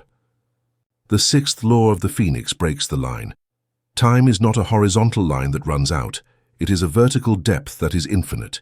You do not age by living. You age by exiting the present. Eternity is not a very long time. It is the absence of time, and it is available now. Welcome to the physics of the eternal now. To understand why you feel tired or old, you must conduct an energy audit. Your body produces a massive amount of energy every day, enough to heal, to create, to live with passion. Where does that energy go? It doesn't go into your physical activities. It goes into your time travel. The average human mind spends 80% of its time in two places that do not exist. The past, nostalgia or resentment. Those times were better, or why did I do that? The future, anxiety or death. Will I have enough money, or what will happen when I get sick? Every time your mind travels to the past or the future, it takes your vital energy with it. Your body stays here in the present, but it is empty. It is like a house with the lights on, but no one inside. The cells, deprived of the presence of their owner, your consciousness, enter a state of deterioration. Without the supervision of the I am in the now, entropy, chaos, takes hold of the biology. You have been absent from your body for 40 or 50 years, living in your memories or your worries. Your body has withered from loneliness. Society has sold you horizontal time. Birth, talos itaro, growth, talos itaro, work, talos itaro, aging, talos itaro, death. It is a straight line. In this model, every day that passes is one day less. It is a countdown to annihilation. Living like this is living in death row. It generates a background anxiety that never turns off. The Phoenix lives in vertical time. Imagine that every moment is not a step forward, but a well downward. The now is not a bridge between the past and the future. It is a complete dimension in itself. If you stop and enter deeply into this second, where is time? If you are totally absorbed in the taste of a fruit, in the gaze of a loved one, or in your breath, the clock disappears. There is no age. There is no death. There is only experience. In vertical time, you are not running out. You are deepening. You are not losing days. You are accumulating density of life. A man who lives 80 years in horizontal time but was always distracted has lived less than a man who lived 30 years in vertical time, present in every breath. What happens to your body when you enter the now? A physiological miracle occurs. Stress, which is fear of the future, shuts down. Cortisol drops. The DNA repair system turns on. Your cells only know the now. They don't know what year it is. They don't know how old you are. They only know if you are here or not. When you inhabit your body with full consciousness, when you feel your hands and feet from within, when you fill your physical form with your attention, your cells vibrate with vitality. They feel inhabited. Conscious presence is an electrical current that recharges the cellular battery. Observe masters of martial arts, monks or artists in a state of flow. They often seem ageless. They have a timeless quality. It is because they are not spending energy sustaining psychological time. They are using all their energy to be. We cannot talk about time without talking about the elephant in the room, the fear of the end. After a certain age, death ceases to be an abstract concept and becomes a reality on the horizon. This fear is the backdrop of maturity. It makes you conservative. It makes you stop taking risks. I don't have time to make mistakes anymore. The Phoenix transcends this fear by understanding its nature. You are consciousness. Consciousness is not made of time. Time happens inside consciousness. When you learn to live in the eternal now, you realize you have never experienced anything other than the now. When you were 5, it was now. When you are 90, it will be now. The moment of your death, it will be now. You are never going to leave the now. You will always be here. This understanding dissolves neurotic urgency. It gives you permission to relax. It gives you permission to start a new project at 60, not to finish it, but for the joy of doing it now. Immortality is not living forever in the future. It is being totally alive in the present. If you are totally alive now, the future takes care of itself. We know that the past and the future are energetic vampires that drain your vitality and accelerate your aging. We know that the only source of cellular and spiritual regeneration is the 0 point of the now. But your mind has been trained for decades to flee the present. Your mind is a time-traveling machine. It wakes up and jumps to the future. What do I have to do today? It goes to bed and jumps to the past. What did I do wrong today? This addiction to non-presence is what creates the sensation that life is slipping through your fingers. Why do years fly by after 40? Because you are not there to live them. You are in your head, not in your life. To stop time, you must stop the traveling mind. We enter the presence laboratory. These are the tactical protocols for anchoring your consciousness in the body and forcing time to stop its destructive march. Most of your day runs on autopilot. You drive without seeing the road. You eat without tasting. You talk without listening. Autopilot is a state of hypnotic trance. In this trance, time compresses and disappears. Suddenly, 10 years have passed, and you don't know where they went. To break the trance, you need a handbrake. You need a signal to pull you out of the mind and bring you back to the senses. The reality alarm technique. Set a silent alarm, vibration, on your watch or phone to go off every 3 hours. Or choose an environmental trigger, every time you walk through a door, every time you touch water. The instant you feel the signal, stop. Do not stop physically if you cannot, but stop the mental machinery. Ask yourself the Phoenix question, where am I? Your mind will say, in the office. You correct, no, I am in my body, I am in this breath, I am feeling the weight of gravity on my feet, I am seeing the light on that wall. Dedicate 30 seconds to feeling the raw reality. Touch a texture, smell the air, hear the hum of the refrigerator. Those 30 seconds of pure sensory contact break the hemorrhage of time. You have jumped off the high-speed thought train and put your feet on the ground of the now. If you do this 5 times a day, you will have reclaimed 5 moments of eternity. Those moments do not age. Those moments nourish. Haste is the vibration of the fear of death. I have to rush because there is no time. Haste tells your cells, we are in danger, speed up the metabolism, burn resources, age fast. The Phoenix is never in a hurry. The Phoenix has rhythm. The tool to kill haste is sacred monotasking. Modern society glorifies multitasking. Multitasking is the fragmentation of the soul. It is being everywhere and nowhere. The protocol for the second life demands that you do only one thing at a time with the totality of your being. The dishwashing ritual. Take the most trivial task, washing dishes. The old self washes dishes while thinking about the argument with his son, listening to the news, and planning tomorrow's day. Result, stress, poorly washed dishes, and wasted time. The Phoenix washes the dishes. Period. He feels the warm water on his hands. He smells the soap. He looks at the bubbles. He feels the texture of the ceramics. He immerses himself so deeply in the sensory experience that washing dishes becomes a Zen meditation. In that moment, there is no debt, no old age, no loneliness. There is only water and hands. When you apply this total attention to any task, writing an email, walking the dog, drinking tea, time dilates. The experience becomes rich, dense, textured. An hour lived in sacred monotasking feels like a whole day of vacation. At the end of the day, you don't feel exhausted and empty. What did I do today? You feel full and satisfied. You have lived. As we age, our brain stops processing details to save energy. We see the world in low resolution. You see a tree, a street, a person. You see generic labels. This blindness to detail is what makes life seem boring and short.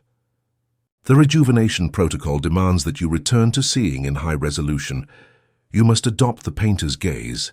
Imagine you have to paint what you are seeing. Suddenly, you no longer see a face. You see the way the light hits the cheekbone. You see the micro-expression at the corner of the lip. You see the texture of the skin. You no longer see a tree. You see the fractal chaos of the branches. You see 50 shades of green. The 5-minute hyper-reality exercise. Once a day, sit in front of something. A flower, your hand, your pet. Set a timer for 5 minutes. Your mission is to look at it without looking away and find details you had never seen before. By forcing your brain to process new visual data, you reactivate neuroplasticity. You turn on the lights of the house. This intensity of observation pulls you out of psychological time. You realize that beauty is everywhere, but it was hidden behind your lack of attention.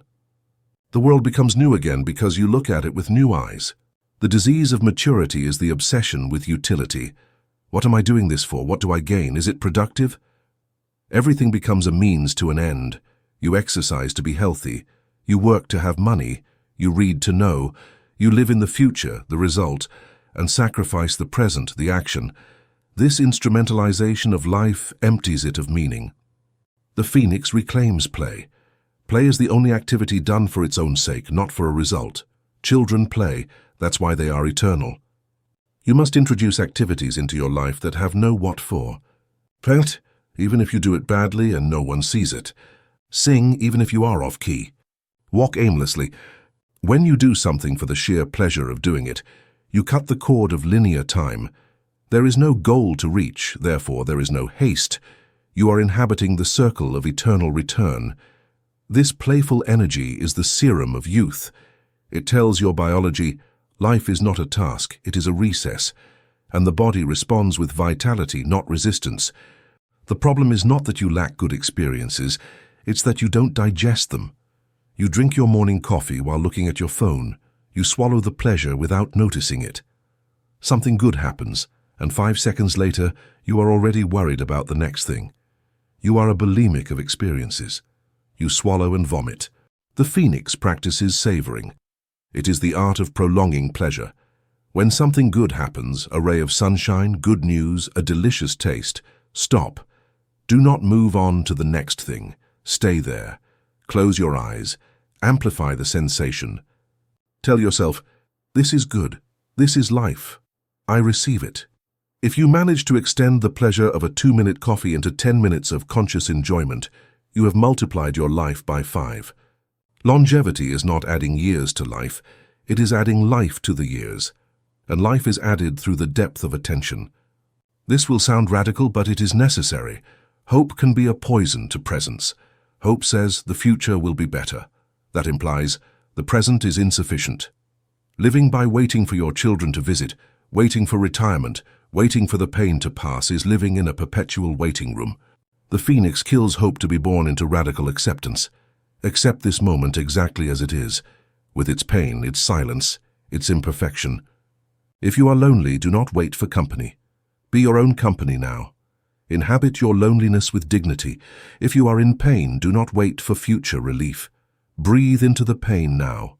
Give it space.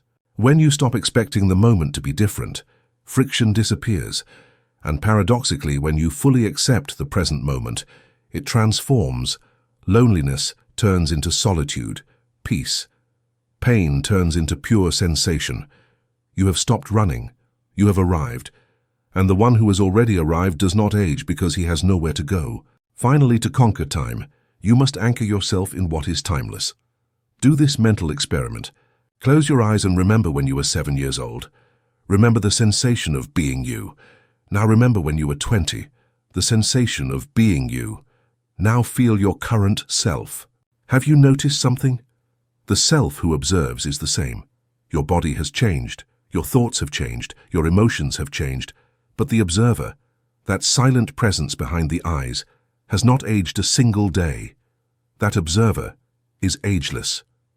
It was not born and will not die. The Phoenix identifies with the observer, not with the movie.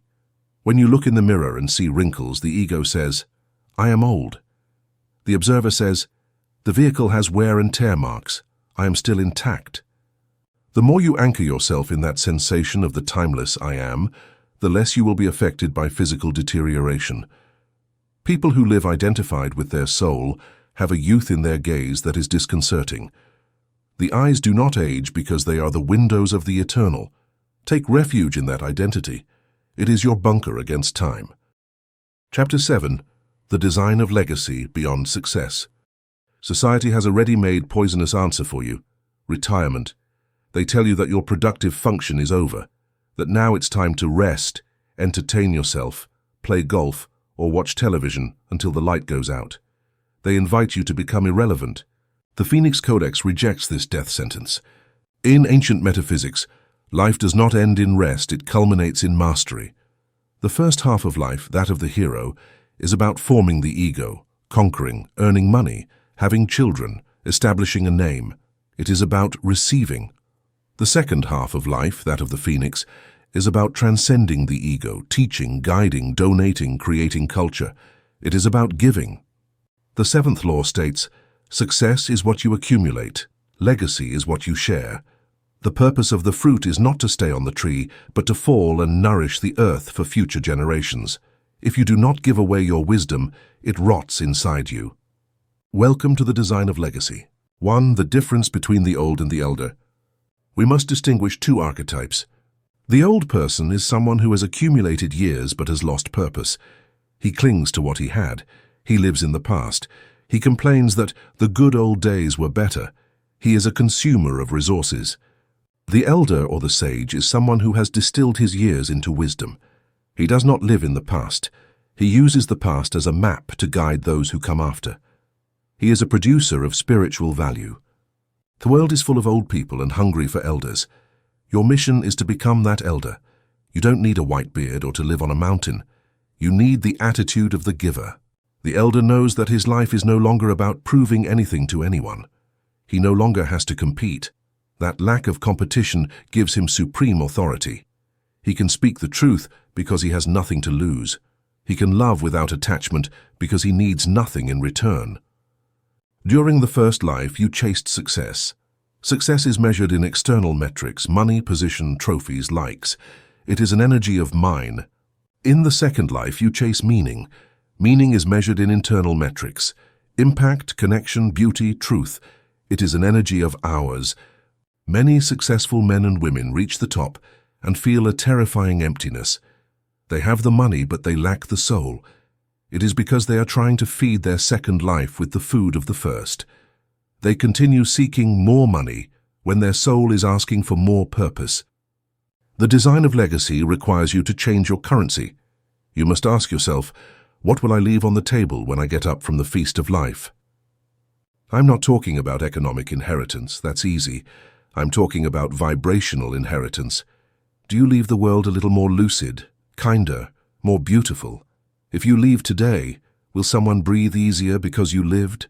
That is your legacy. The fear of death is, at its root, the fear of insignificance, the fear of disappearing without a trace. Legacy is the answer to death. It is the way to continue acting in the world when you are no longer physically present. There are 3 types of legacy the Phoenix builds. The biological tribal legacy. Not just your children, but your tribe, the people you have mentored, the family culture you have created. Did you teach your children to be free, or did you leave them your fears? The creative intellectual legacy. What you do with your hands and your mind. A garden you planted, an ethical business you founded, a book you wrote, a recipe you perfected. It is your mark on matter. The vibrational legacy, the highest, the atmosphere you leave behind. There are people who, years after their death, still inspire courage and peace in those who remember them. Their memory is an energy battery. The design of legacy is not something done at the end, on the deathbed. It is something built today. Every conversation is a brick of the legacy. Every ethical decision is a beam. You are building your monument right now. In Jungian archetypes, youth is the warrior. He fights, conquers, bleeds. Maturity is the king or the queen. The king does not run across the battlefield. The king sits on the throne and orders the kingdom. His function is to ensure the kingdom prospers, that there is justice, that the arts flourish, that the young warriors have direction.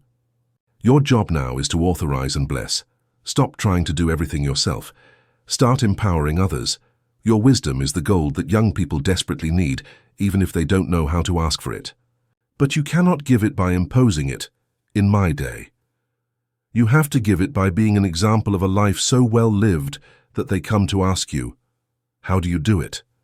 How do you maintain that peace in the midst of chaos? When you become the king, your mere presence stabilizes your family and your community. You are the oak tree under which others seek shade. Here is where modesty becomes a mortal sin. You have something that no 20-year-old, no matter how brilliant, possesses. You have crystallization. Your intelligence has changed state. It is no longer just fast, fluid intelligence. It is now deep, crystallized intelligence. You have pattern recognition. You have the ability to see the forest, not just the trees. Your mission now is not to invent something new from scratch. It is to perform a synthesis. Your legacy is the alchemical sum of everything you have loved, everything you have learned, and crucially, everything you have suffered. We enter the Purpose Workshop. I will give you the Late Life Ikigai protocol. Forget the simplistic Venn diagrams you see online. We are going to apply the esoteric version of this concept to discover your genius zone. The first step to designing your legacy is to take a brutally honest inventory of your warehouse. Often, people over 50 underestimate their assets because they already have them. What is easy for you, you assume, is easy for everyone. It is not. The excavation exercise. Sit with your journal. We are going to look for 3 types of gold. The gold of skill, what your hands know how to do. Write down everything you know how to do, even what seems trivial. Accounting, gardening, listening to people, negotiating, cooking, organizing closets. Do not judge the market value yet. Just make the list. Behind organizing closets is a skill of creating order in chaos that is applied metaphysics. Be the gold of the heart, what you always loved. What did you love to do when you were 10 years old, before you were told you had to be productive? Drawing, looking at the stars, defending the weak. That childhood interest did not die. It is in a coma. It is the compass of your soul. In the second life, we have the luxury of recovering lost loves. Your legacy must have the flavor of that love, or it will be forced labor. See the dark gold, the archive of pain. This is the most valuable and most ignored asset. Write down the 3 biggest crises of your life, the ones that almost killed you. A toxic divorce, the loss of a child, a total bankruptcy, a serious illness. Now write, what do I know about this hell that no one who hasn't been there can know? Do you know the way out? Do you know the loneliness of the night? Do you know the technique for surviving one more day? That knowledge is your master credential. Your pain has given you a doctorate in a specific subject of human existence. There are millions of people going through that same hell right now, and they are praying for someone who has the map. You have the map. Now let's cross the data. Late life Ikigai does not seek a career.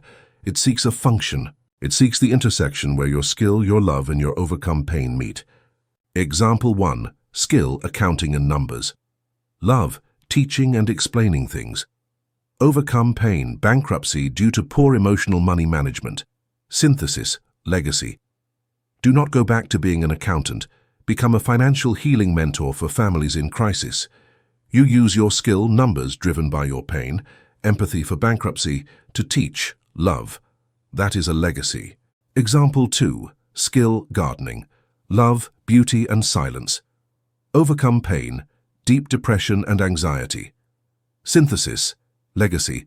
Create a therapeutic garden, or write about how nature heals the mind, or simply cultivate the most beautiful garden in your neighborhood and open it so people can sit and breathe. Your garden becomes a temple of healing. Your genius zone is where your personal story meets a world need. Do not seek to be original. Seek to be authentic. No one has your exact mix of ingredients. Your recipe is unique. Cook it and serve it. Legacy needs a vehicle. Good intentions are not enough. You need a project. The alchemists called it the magnum opus, the great work. It can be large or small in scale, but it must be great in intention. For the Phoenix, the great work has one characteristic. It must be something that can survive without you. It must be a structure that continues to emit light when you are no longer physically present. The intellectual legacy. Write your memoirs, a life manual, a family recipe book, a philosophy blog. Capture your mind on an external medium. The institutional legacy. Start a foundation, a book club, a system in your company that humanizes work, a family tradition every Sunday that your grandchildren will maintain. The human legacy, the highest. Become a mentor. Choose 1, 2, or 3 young people and pour your life into them, not to clone yourself, but to give them the tools you lacked. Sponsor someone spiritually or professionally. The 100-year projection exercise. Close your eyes. Imagine the year 2125. You are no longer there. But somewhere in the world, there is a small flame burning that you started. What is it? Is it a book on a shelf?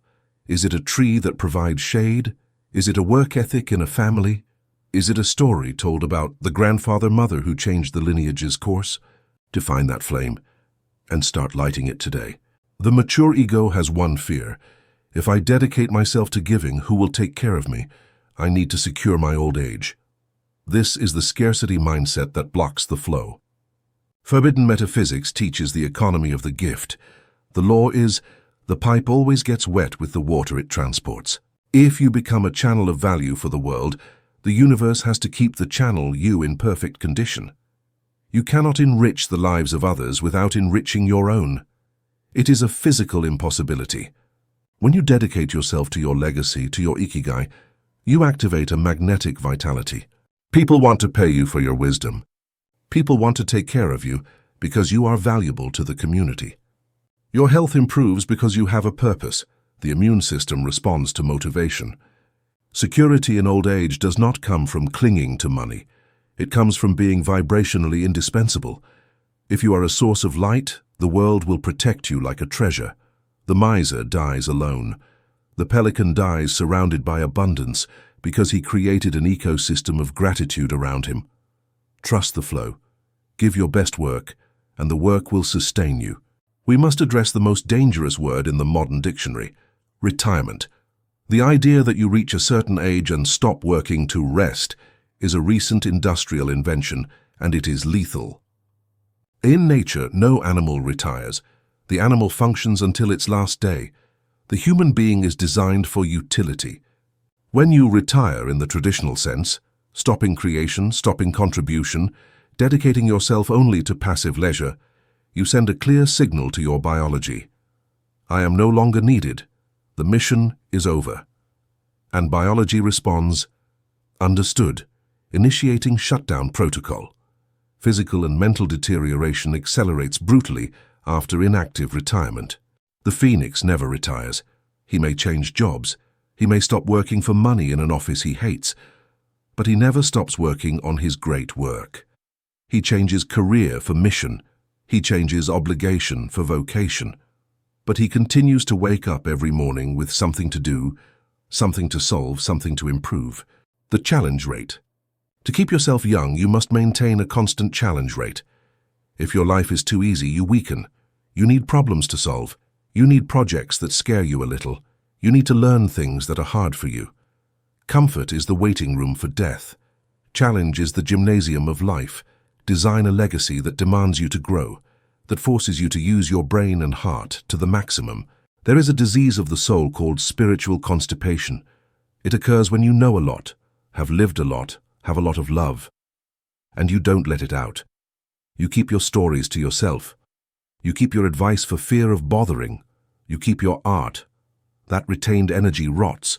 It turns into bitterness and cynicism.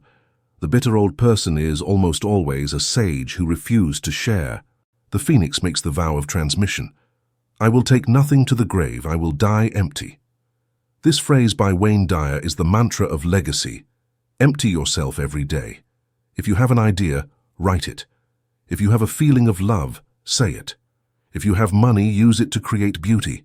Do not save anything for a special occasion. Being alive today is the special occasion. When you empty yourself, you allow God to fill you anew. You become a river, not a swamp, and the fresh water of spiritual youth flows eternally through you. Finally, to design a legacy, you must break the myopia of time. Most people think of next month or next year. The architect of legacy thinks in generations. The great cathedral builders began works they knew they would not see finished. Their grandchildren would finish them. That is the phoenix mindset. Plant trees under whose shade you will not sit. Start projects whose conclusion you do not need to see to feel satisfied. The act of planting is the reward. Knowing that the shade will exist is the satisfaction. This long-term vision cures you of impatience. It cures you of the anxiety of death, because you realize that you are just a link in a golden chain. Your job is to make your link strong and bright, so the chain continues. You stop being an isolated individual and become an ancestor. Chapter 8, The Rebirth Ritual, the Sacred Morning. Most people waste this moment. They open their eyes and automatically the old self jumps on them. The body remembers yesterday's pain. The mind remembers today's worries. The hand reaches for the phone to inject the world's dose of anxiety. In less than 3 minutes, they have resurrected the corpse of their past and put on the suit of their history. They have aged 24 hours in 24 seconds. The eighth law of the phoenix stops this inertia. Every sunrise is a literal birth. You do not continue yesterday's life. You begin a new life with the memory of yesterday. If you take control of the first breath and the first thought, you dictate the biology and destiny of the rest of the day. Welcome to the sacred morning. It is not a productivity routine, it is a resurrection ritual. We must understand the biological opportunity. Upon waking, your brain is exiting delta waves, deep sleep, and passing through theta and alpha before reaching beta, alert wakefulness. In this transition, your subconscious mind is open. The cement is fresh. Your identity is not yet solidified. For a few seconds, you are no one. You are pure consciousness returning to the body. The fatal error is filling that virgin space with the usual. My back hurts. I have to pay the bank. What a drag. These phrases are black magic spells. They are configuration orders. They tell your operating system, load the old tired self-program. The rebirth ritual consists of hacking this interval. It consists of inserting a vitality program before the old program has time to boot up. The Phoenix does not get up. The Phoenix powers on. For the ritual to work, you must establish an unbreakable rule. The outside world is not allowed into your first hour. The phone is the enemy. News is poison. Email is other people's agenda trying to hijack your life. If the first thing you do is look at a screen, you have lost. You have surrendered your sovereignty.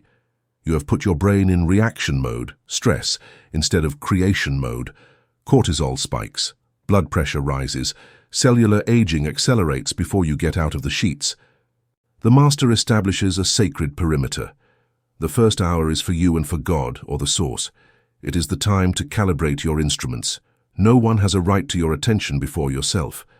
This discipline is vital in maturity. Young people can afford the luxury of wasting energy. You cannot. Your energy is gold. Protect it. What must be your first conscious act? Not moving, it is feeling. Before moving a muscle, take a deep breath, and as the air enters, say mentally a thank you. It is not a courtesy. It is an ignition technique. Gratitude is the frequency of life. When you give thanks for the air, the sheets, the beat of your heart, you are sending a signal of security and abundance to your nervous system. You are telling your cells, the environment is safe, there are no lions, there are no threats. You can dedicate your energy to repair and rejuvenation, not to defense. This simple act changes the chemistry of your blood. It shifts from survival mode, acid, to reception mode, alkaline. The Phoenix begins his day by declaring that life is a gift, not a burden. As you stretch in bed, still without getting up, you encounter the reality of your mature body. Perhaps there is stiffness. Perhaps there is a discomfort. The impulse is to say, "Oh, I'm so old. Stop. That is the death decree." Substitute it with the vitality decree. Feel your body and say, "This body is the temple of the Spirit. Today it renews. Today it has strength. Today it serves me with joy. I bless my legs. I bless my back. I bless my eyes." Do not ignore the pain. Bless it. Send light to the rigid area. Visualize that the stiffness is only stagnant energy from the night dissolving with your loving attention. Do not get up as a victim of your body. Get up as its owner. The way you put your feet on the floor determines the stride of the entire day. The sunrise is a dimensional portal. The person who wakes up is not the same person who went to sleep. It is a reborn consciousness that must decide which identity suit to put on. If you don't choose, habit will put the old, heavy suit from yesterday on you. If you choose, you will put on the Phoenix mantle. Now we move from the bed to the world. The moment your feet touch the floor is the moment of grounding. But beware, your body has been immobile for 8 hours. It is dehydrated, it is stiff. Energy is stagnant in the reservoirs. If you rush into frantic activity now, coffee, news, haste, you break the machine.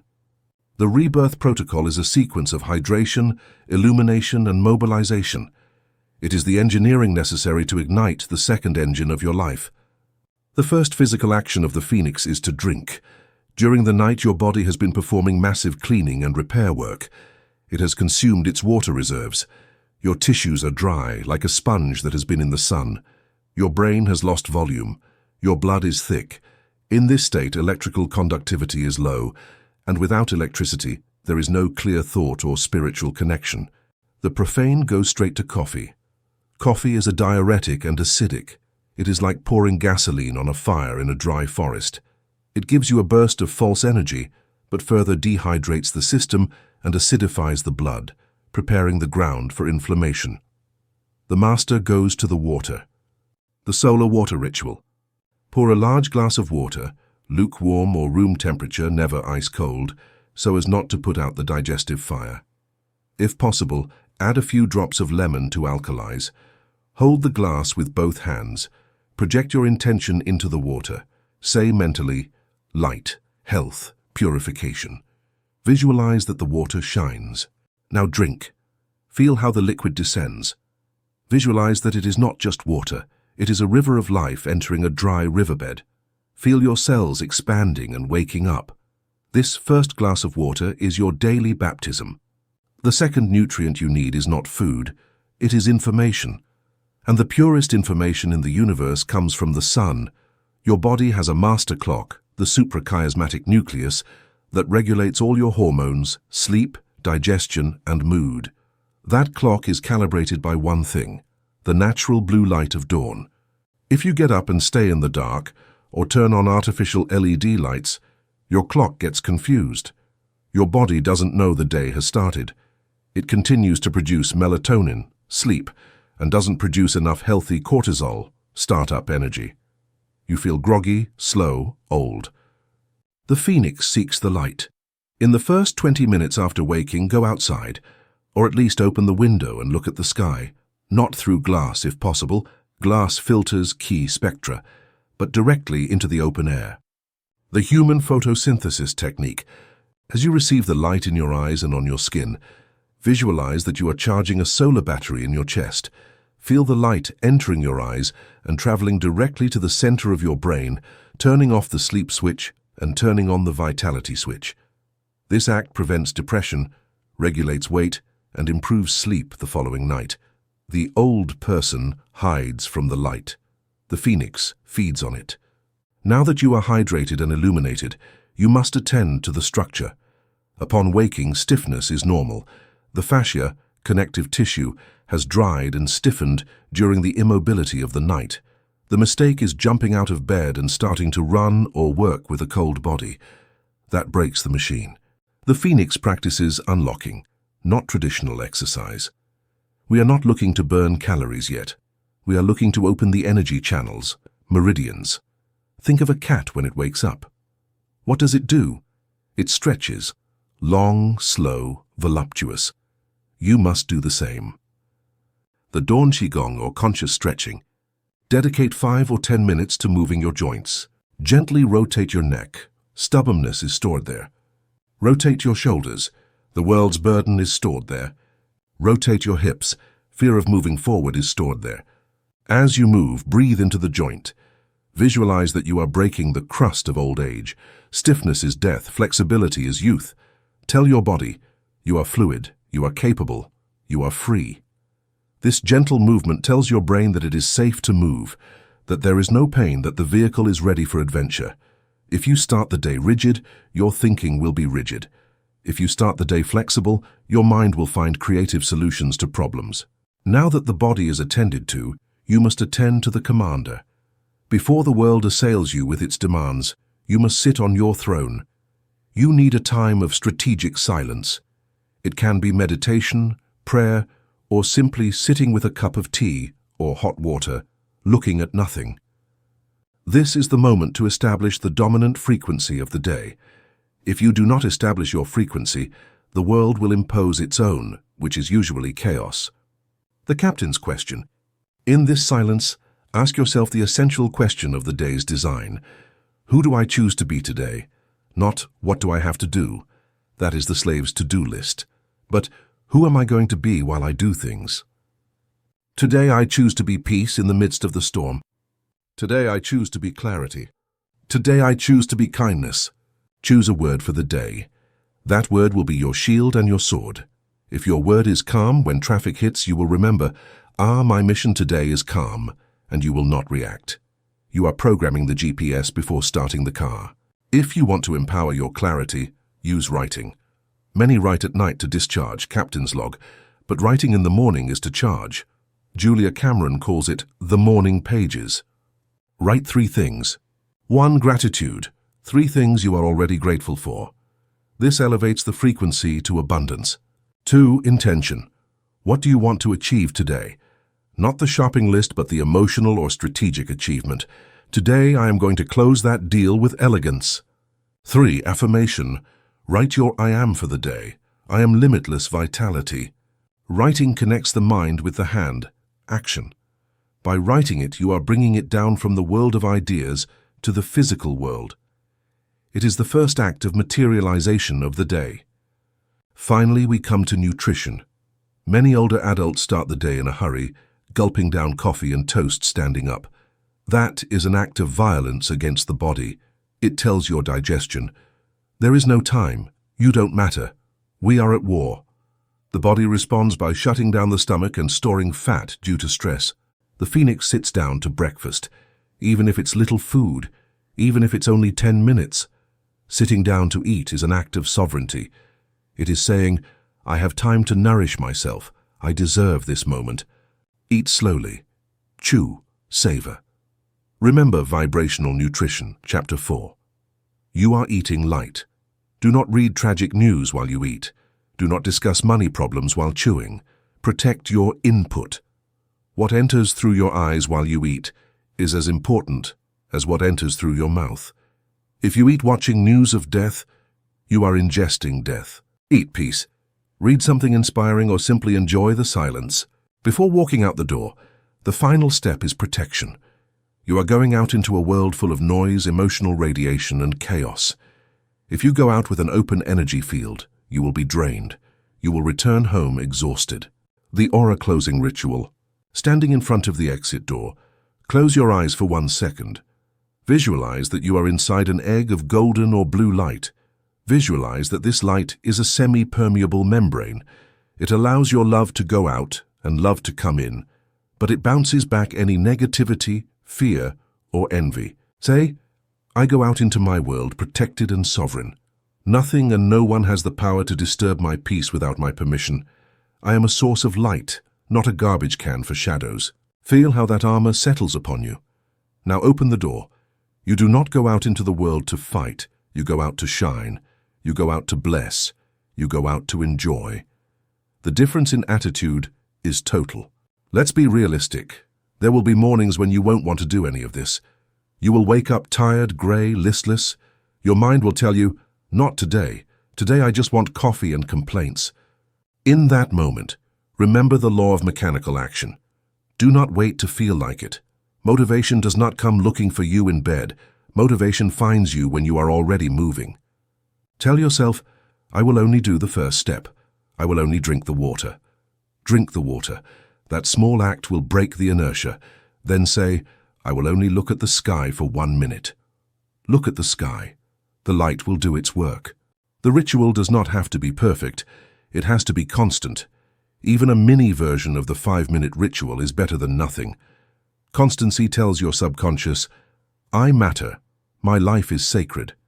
If you apply this protocol even partially, you will have an unfair advantage over 99% of the population your age. While others drag themselves out of bed, reactive, dehydrated, scared by the news, and rigid, you will go out into the world hydrated, oxygenated, focused, grateful, and protected. Your biology will be functioning at 100%. Your mind will be sharp. Your spirit will be high. You will have an energy that will seem supernatural to others. They will ask you, what are you taking? What is your secret? You will smile and say, I simply stopped dying every morning and started being born. Chapter 9. The Golden Harvest Manifesting from Calmness. The 9th law of the Phoenix inverts the dynamic. The young conquer through force, the elder conquers through presence. From now on, your power of manifestation resides not in how much you move, but in how much reality you are capable of attracting to your center of gravity. Calmness is not inaction. It is the magnetic frequency of gold. Welcome to Manifestation by Gravitas. Modern culture worships the hustle, constant busyness. They tell us that if we are not busy, we are obsolete. For the Phoenix, being busy is a sign of inefficiency. At 50 or 60, if you have to work 14 hours a day to survive, something has failed in your design. It is not a moral judgment, it is an engineering diagnosis. You are using muscle power instead of leverage. The law of least effort. or Wu Wei in Taoism, does not mean laziness, it means precision. A 70-year-old martial arts master does not jump and spin like the 20-year-old student. The master waits, observes, and with a single 2-inch movement, at the exact moment, he overthrows the opponent. That is manifesting from calmness. You must stop trying to win by volume, doing more things, and start winning by impact, doing the right things. Your asset is no longer your time, it is your discernment. One wise decision made in a minute of silence is worth more than a month of frantic, stupid work. In physics, impact force can be achieved in 2 ways: with high velocity, youth, or with high mass, maturity. You have accumulated mass. Your mass is your experience, your contacts, your overcome mistakes, your knowledge, your emotional resilience. When you have mass, you have gravity. You no longer need to chase opportunities. Opportunities enter your orbit. But for gravity to work, the massive object, you, must be still. If a planet moves erratically, it cannot sustain moons in its orbit. If you are anxious, running back and forth, scattered, your gravity breaks. No one wants to do business with someone who seems unstable. The secret of the golden harvest is staying still. It is establishing yourself in your authority. It is saying, I am the prize, I have the value. Whoever wants the gold must come to the mine. This posture of magnetic dignity is irresistible. The world is full of people running. When they see someone who is standing still, solid as a mountain, they run toward him seeking refuge and direction. Observe your language when seeking resources. Do you ask or do you offer? The young person asks for an opportunity. Please hire me, I need to learn. The Phoenix offers a solution. I see you have this problem. I know how to fix it because I have done it 100 times. This is what my wisdom costs. You do not send resumes, you send proposals. You do not seek employment, you seek clients or partners. You do not ask for loans, you offer investments. The golden harvest requires you to recognize that you are the table, not the beggar asking for crumbs. You have the gold of experience. That is scarce, that is expensive. Stop giving it away. Stop doubting its value. When you speak from the authority of your experience, I know, reality squares up. The doubts of others disappear because your certainty is heavier than their fears. The killer of manifestation in maturity is the feeling of, time is running out, I have to hurry. That haste smells of fear, and fear repels money and love. The Phoenix operates in geological time. Even if you are 70, you must act as if you have 500 years ahead of you. Why? Because haste makes mistakes. Calm is accurate. When you negotiate without haste, you win. When you invest without haste, you win. When you love without haste, you deepen. You must be willing to walk away from the negotiation table. You must be willing to wait for the right investment. The power to say no is the greatest luxury of maturity. The young person says yes to everything for fear of missing out, FOMO. The Phoenix says no to 90% of things to concentrate its power on the 10% that truly matters, the gold. That no creates exclusivity. It creates value. The golden harvest is the result of having said no to the chaff. You have moved from being the fast young hunter to being the massive gravitational planet. You know that haste is a signal of poverty and that calmness is the frequency of royalty. But how do you operate this gravity in the practical world? You cannot simply sit on the couch and expect money and opportunities to walk through the door by magic, although in advanced states that begins to happen. Gravity requires a structure. For the world to come to you, you must emit a clear, constant, and potent signal. You must become a reference point on the map of chaos. We enter the passive attraction protocol.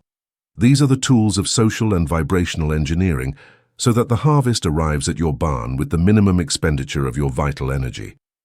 Imagine a lighthouse on the coast. The lighthouse does not run along the beach shouting to the ships, "I'm here, come to me." That would be ridiculous and exhausting. The lighthouse does 3 things.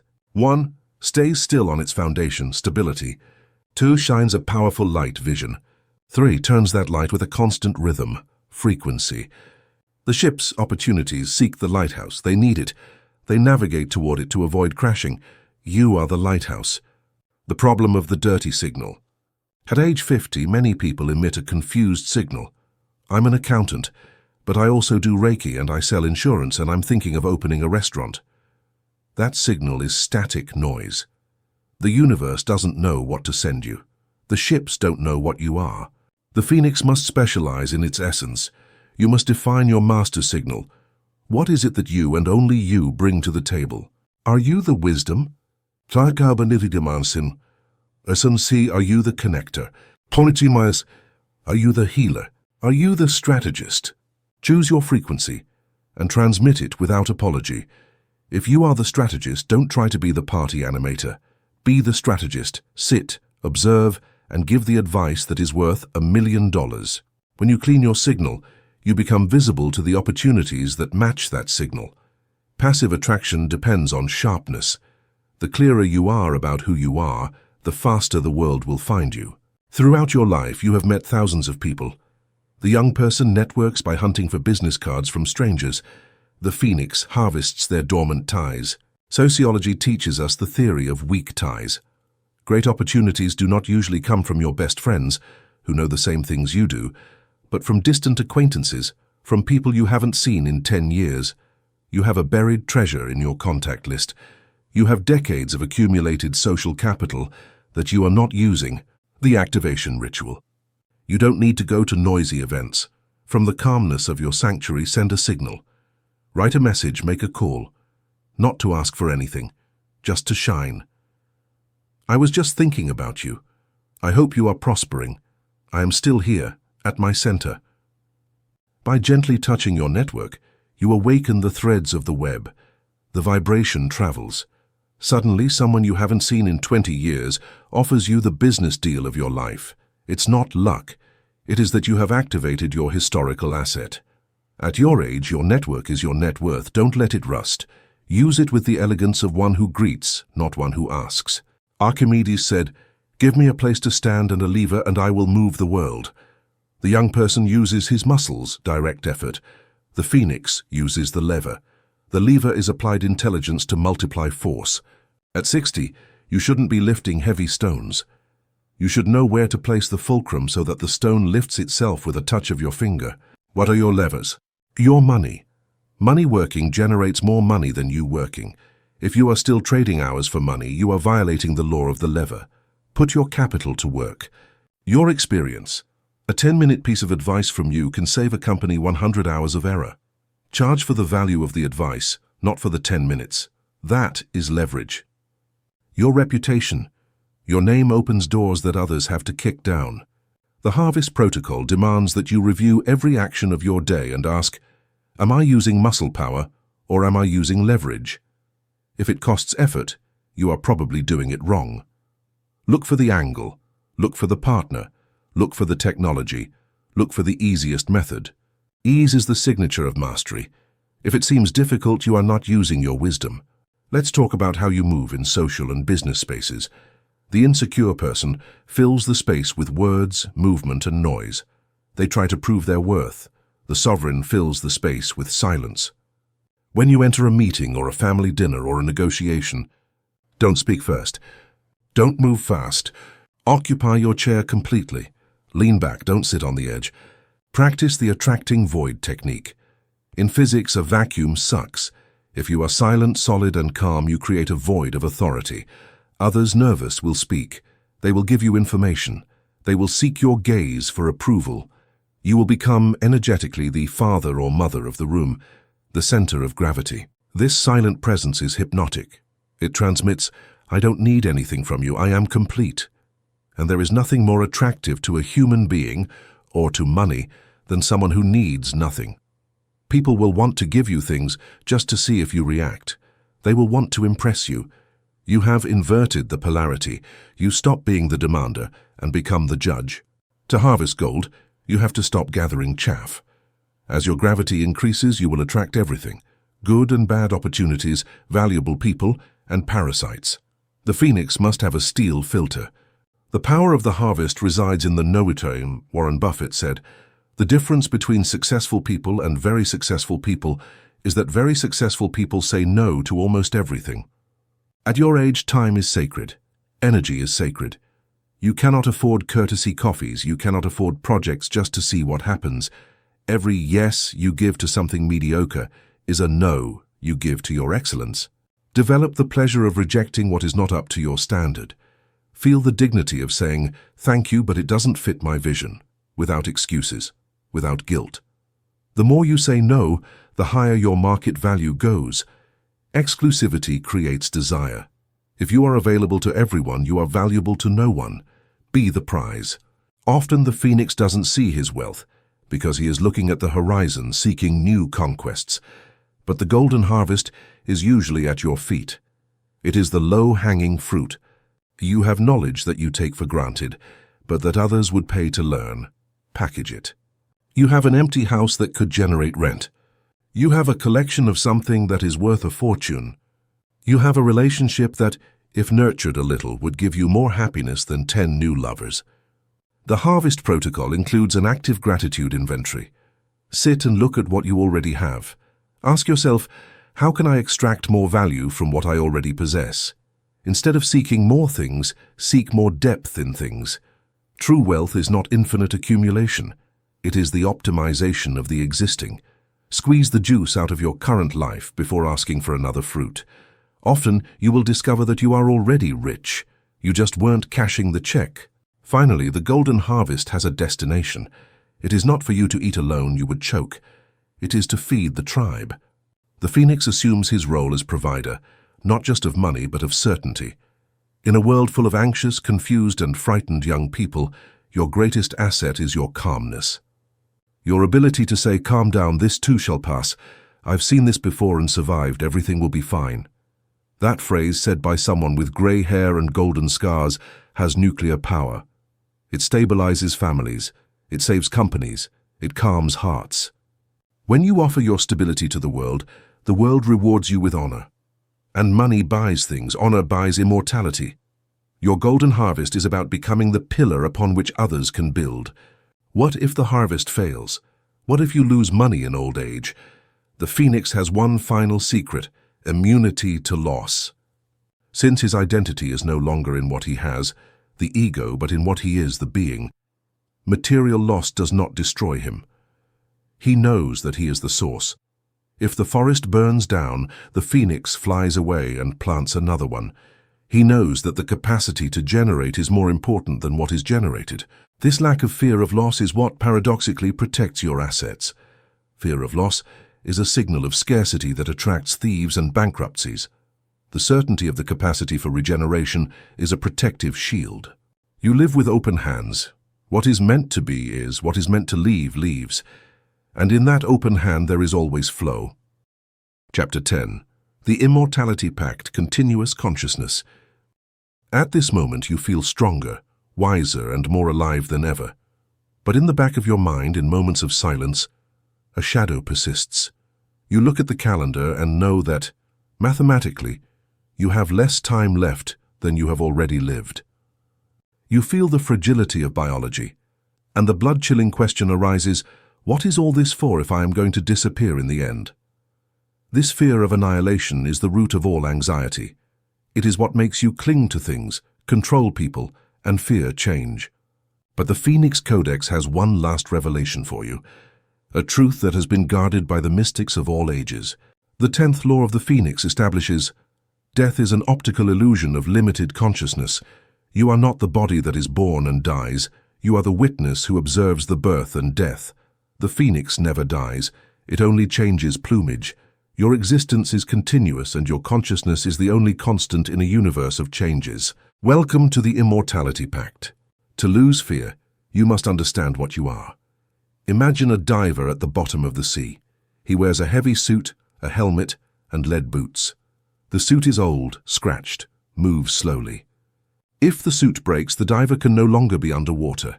He must ascend. But does the diver die when he takes off the suit? No. The diver returns to his natural element, the air, where he is freer, lighter, and faster. Your body is the diving suit. It is designed to operate in the density of the earth. It is heavy. It wears out. It has an expiration date. But you, the intelligence that looks through the eyes, the will that decides to move the hand, the love that the heart feels, are not the suit. You are the diver. The fear of death is the fear of the suit being hung in the closet, but you are not the fabric.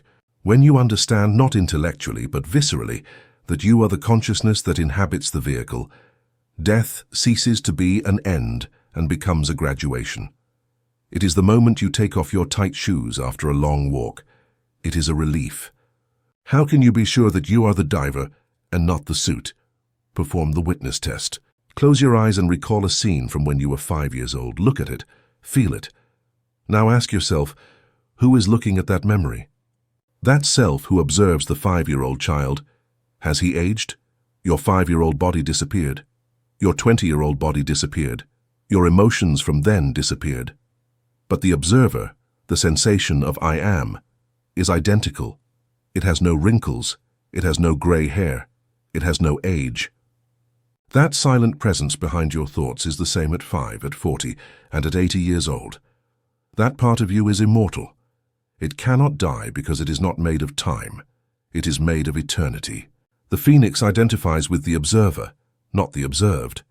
When you look in the mirror and see old age, the phoenix says, the vehicle is changing, the driver is still intact. This disidentification gives you an invincible peace. Whatever happens to your health or body, your nucleus is safe. Far from being a morbid topic, the awareness of death is life's greatest stimulant. The Toltec shaman said, death is our wise counselor. If you believe you will live forever, as a body, you postpone. You leave dreams for someday. You tolerate mediocrity. You argue over trifles. But if you sense the presence of your physical finitude to your left, life becomes sharp. Death asks you, if today were your last day, would you argue over that triviality? If you had a year left, would you do that job you hate? Have you said, I love you to whom you need to say it? The phoenix uses death as a priority filter. It eliminates the trivial. It focuses on the essential. You live with intensity because you know that the playing time at this level is limited. The fear of death disappears when you are too busy truly living. Only those who have not lived fear death. Physics tells us that energy is neither created nor destroyed. It is only transformed. Your consciousness is energy.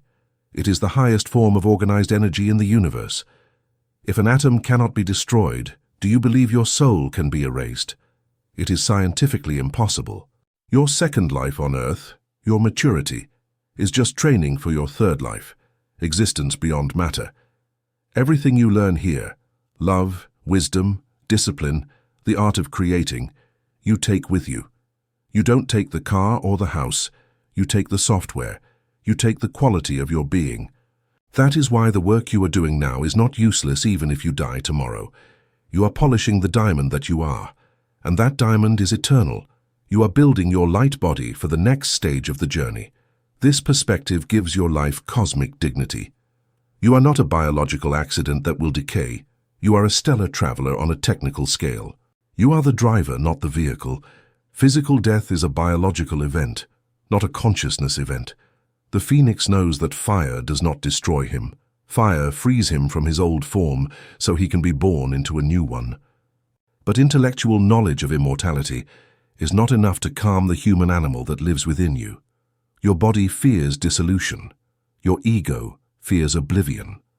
And this underlying fear acts as a background noise frequency that prevents you from fully enjoying your second life. To live without fear, you must practice death. The Stoics called it memento mori. Buddhists call it meditation on impermanence. In the Phoenix Codex, we call it the rehearsal of freedom. If you rehearse the transition, fear disappears, because fear is always fear of the unknown. By making it known, you master it. We enter the Transcendence Workshop. These are the protocols to cleanse your energy, order your exit, and live with the lightness of one who no longer has anything to lose. 1. Protocol 1. The Little Death at Night, the Daily Rehearsal. Every night, life offers you a perfect opportunity to practice the final detachment. Sleep is the twin brother of death. When you fall asleep, you lose consciousness of your body. You lose your name. You lose your possessions. You enter darkness and silence. And yet you trust that you will wake up.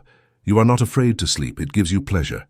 Why fear death if it is the same process, only on a grander scale? The Nightly Surrender Ritual.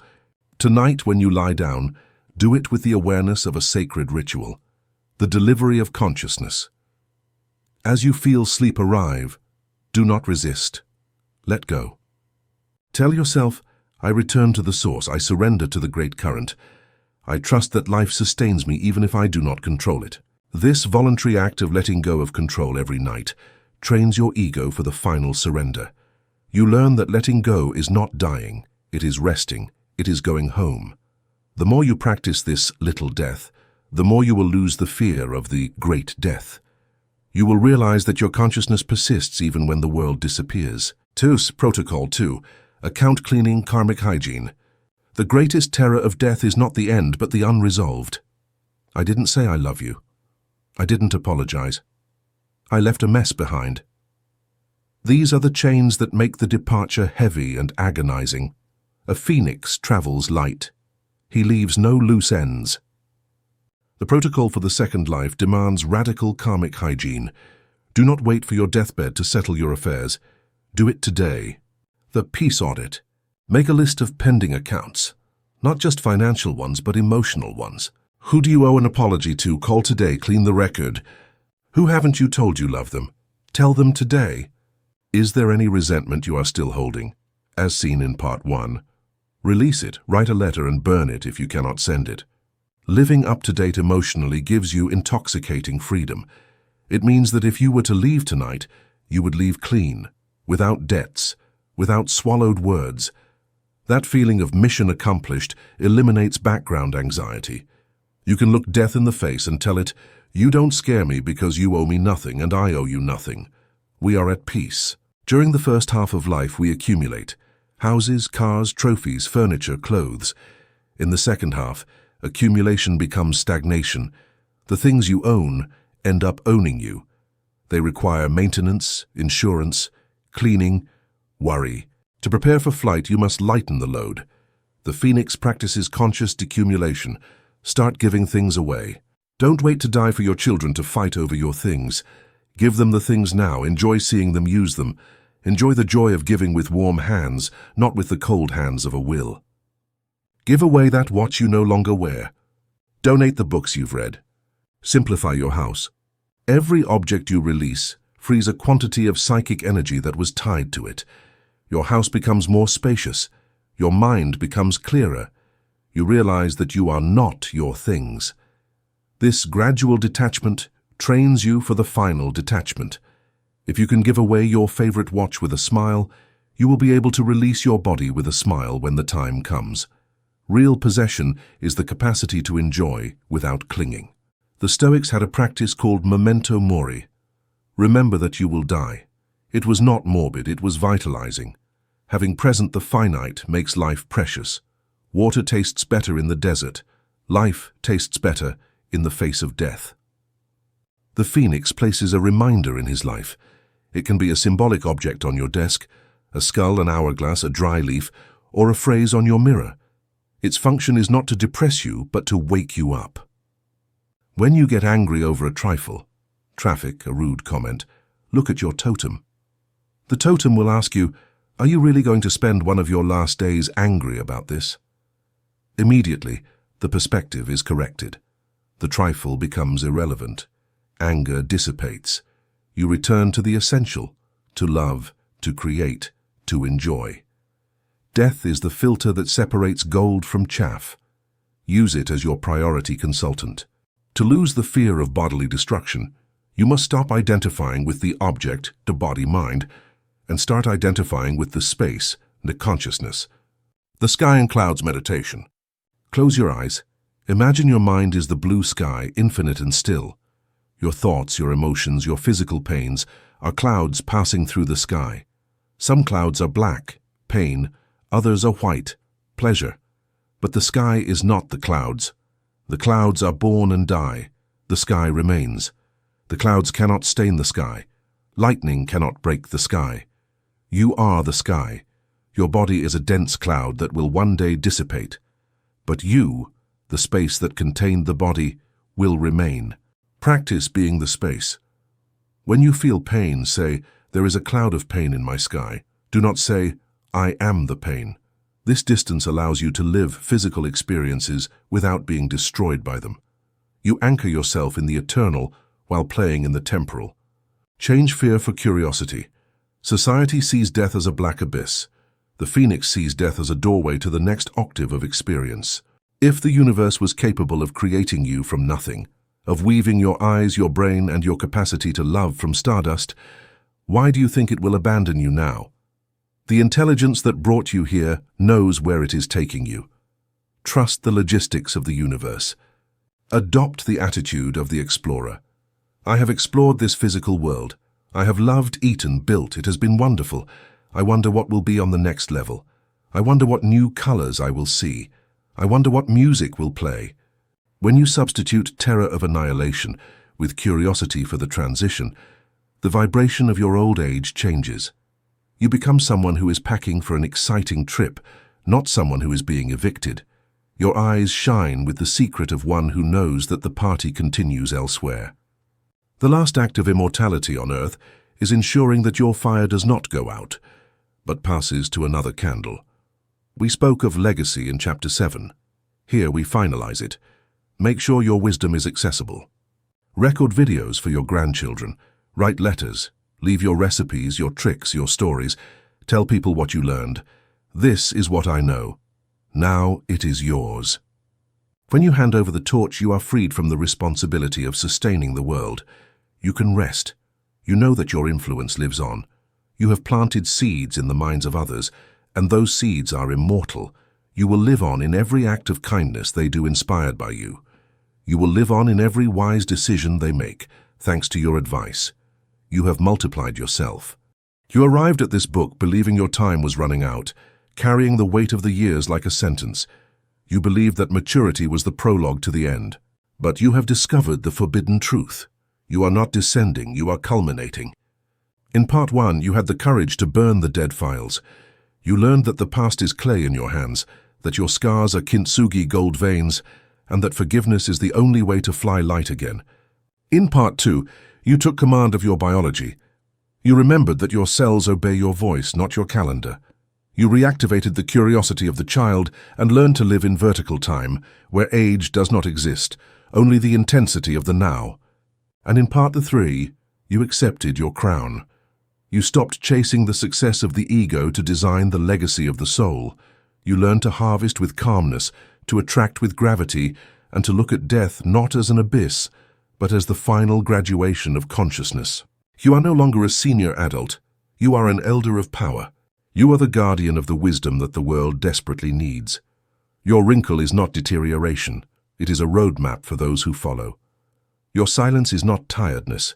It is the containment of a force that no longer needs to prove anything.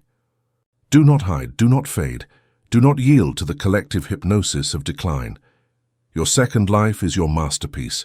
The early years were the draft. These are the final, corrected, and augmented version. Your question each morning is no longer, how much time do I have left me, but with what gold shall I fill this eternal day? If this codex has ignited your second engine, seal this pact of life. Subscribe to our channel, Path of Knowledge, to continue nurturing your wisdom. Like this video as a signal that you have been reborn. Share this knowledge with those who believe it is too late. Thank you for your life, for your history, and for the phoenix that now flies in you. The fire is lit, fly high.